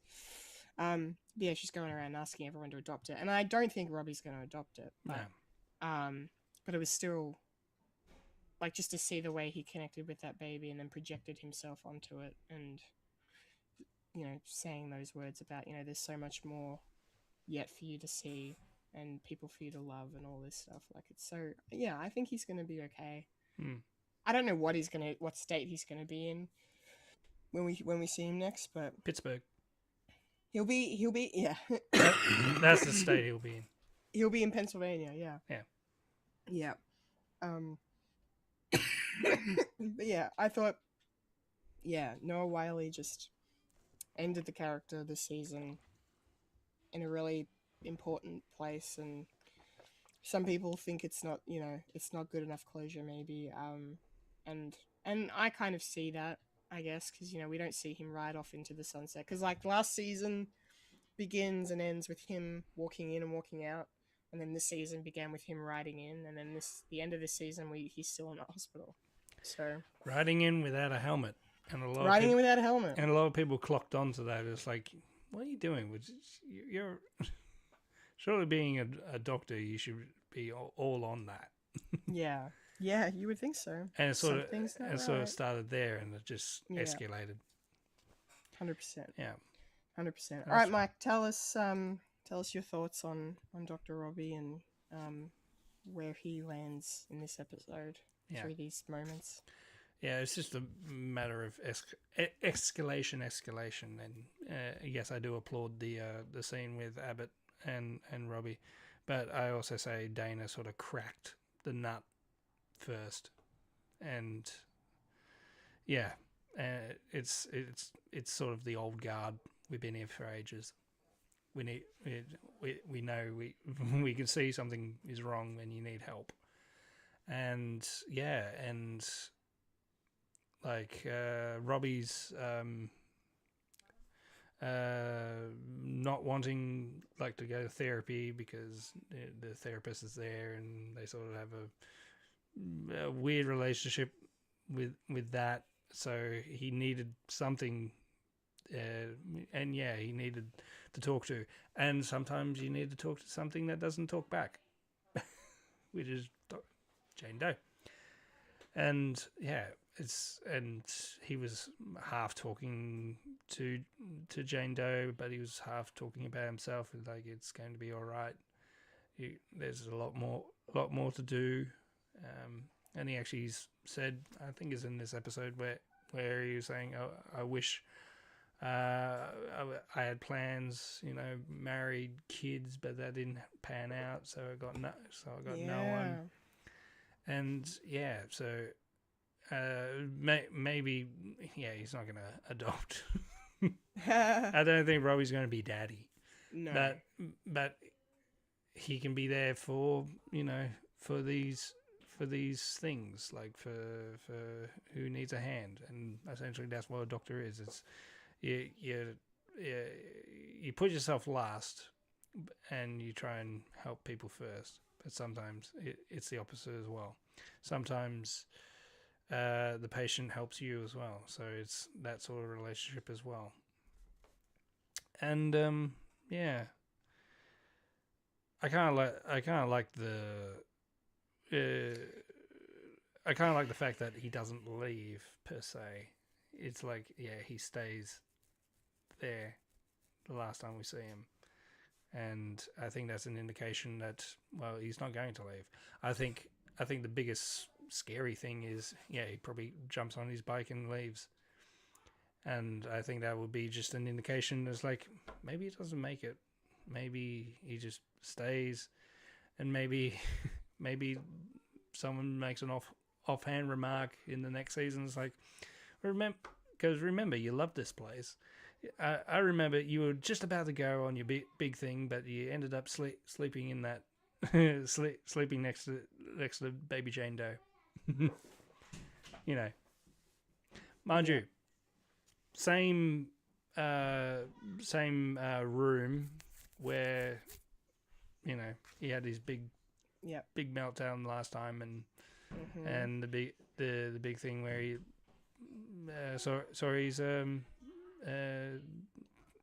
his mentor, yeah. Mentor died. So it's that fucking room, man. Yeah. There's a connection. There is a connection. So cool. Yeah. Can't wait for the next season. Yeah. Yeah, bring it on. I just wanted to quickly shout out again the ending scene on the roof, and like just what's the actresses, what they were portraying on their faces, what's going through their minds was just phenomenal. Like, there's no dialogue, and it's just, you just see everything that's happened this season on their faces as they're staring at these fireworks, and it felt more like a funeral than a celebration of, you know, America's independence. You know, like, it just, you know, you think about the stuff that happened with the ICE agents, and you know, the fact that the nurses don't feel protected in this place, you know, the patients they've lost, and the people they've had to deal with, and just all the personal stuff on top of it. It's just like they've had a day. They've had a day. And they lost Louis. Yeah, poor Louis.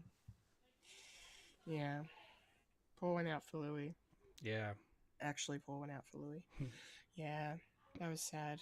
Yeah, it's been a really tough one, for them. But I really just kind of liked that. You know, I mean, like, you know, they didn't end the season entirely on a dark note with Robbie, but then, like, with everyone else, it's kind of like, oh, you know, I mean, last season they kind of had that, you know, they were all drinking in the park and decompressing that way, and then here we've got them on the roof, and then, as we've already talked about, the, you know, Mel and Santos going to karaoke and screaming Alanis Morissette at the top of their lungs.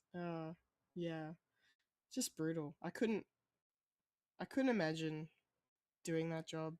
I couldn't imagine what it would be like, and kudos to everyone in the medical industry, and to this show for shining a light on what those people go through. Like, it's, yeah, this is a really important television show, not just for the good writing and the good acting and the great concept, but just for the message it's putting out there into the world. I think it's, yeah, they've done exactly what they set out to do, you know, by bringing this show to life. Of, you know, we went through a global pandemic. Now let's show everyone what the medical teams basically had to deal with and what they continue to deal with on a daily basis. So, yeah, here's to what season 3 will bring. We find out next year. Mike, do you have any final thoughts on season 2 of The Pit?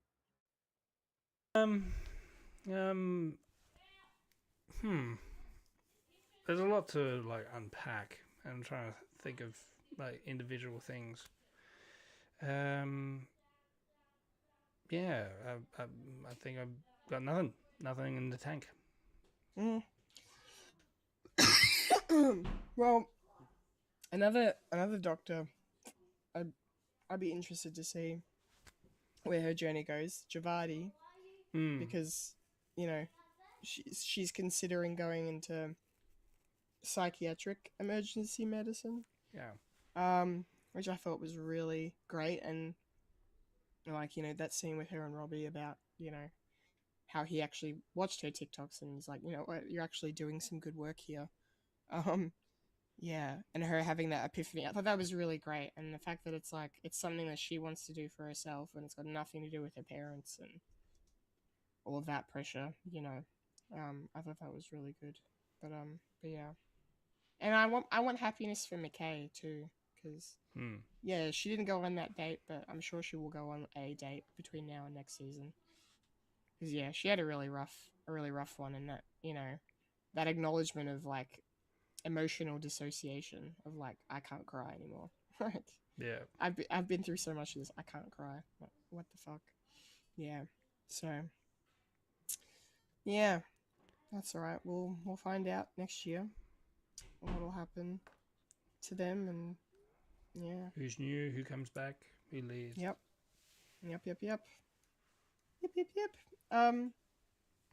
Okay. I think that'll do it then. Yes. Yes. Okay. Those are our thoughts on the season 2 finale of The Pit. Episode 15, 9 p.m. to 10 p.m. Hope you guys enjoyed our discussion, and yeah, we'll be back next week, I'm pretty sure, with another podcast. talking about who knows what. Doing stuff. Talking about nerdy shit. Nerdy shit. Cool. But until then, a 1, a 2, a 3. And that was a podcast called Fred. Boo. And remember to follow us on Facebook, Instagram, and Blue Sky for the latest Fred content. If you'd like to listen to Fred the Alien, you can find us on SoundCloud, Spotify, or Apple Podcasts. If you'd like to listen to Fred the Alien, you can go to our YouTube. Yes, that one. If you like to watch Fred the Alien, you can head on over to our YouTube. That's youtube.com/Fred the Alien Productions. If you're on the Twitch right now, give us a follow. And remember, if you're on the YouTube, hit the bell icon so you can keep you up to date with all the stuff that we do. Yes. Please do. Yes, I've been a Kendall Richardson. And I've been the returning physician, a Michael Lister. I'm a doctor. and you just experienced a podcast called Fred.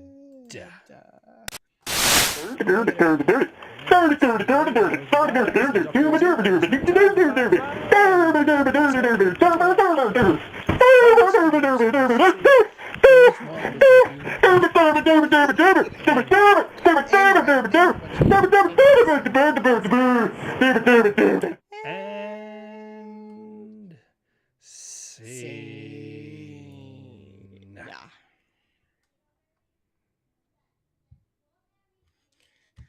Oh boy.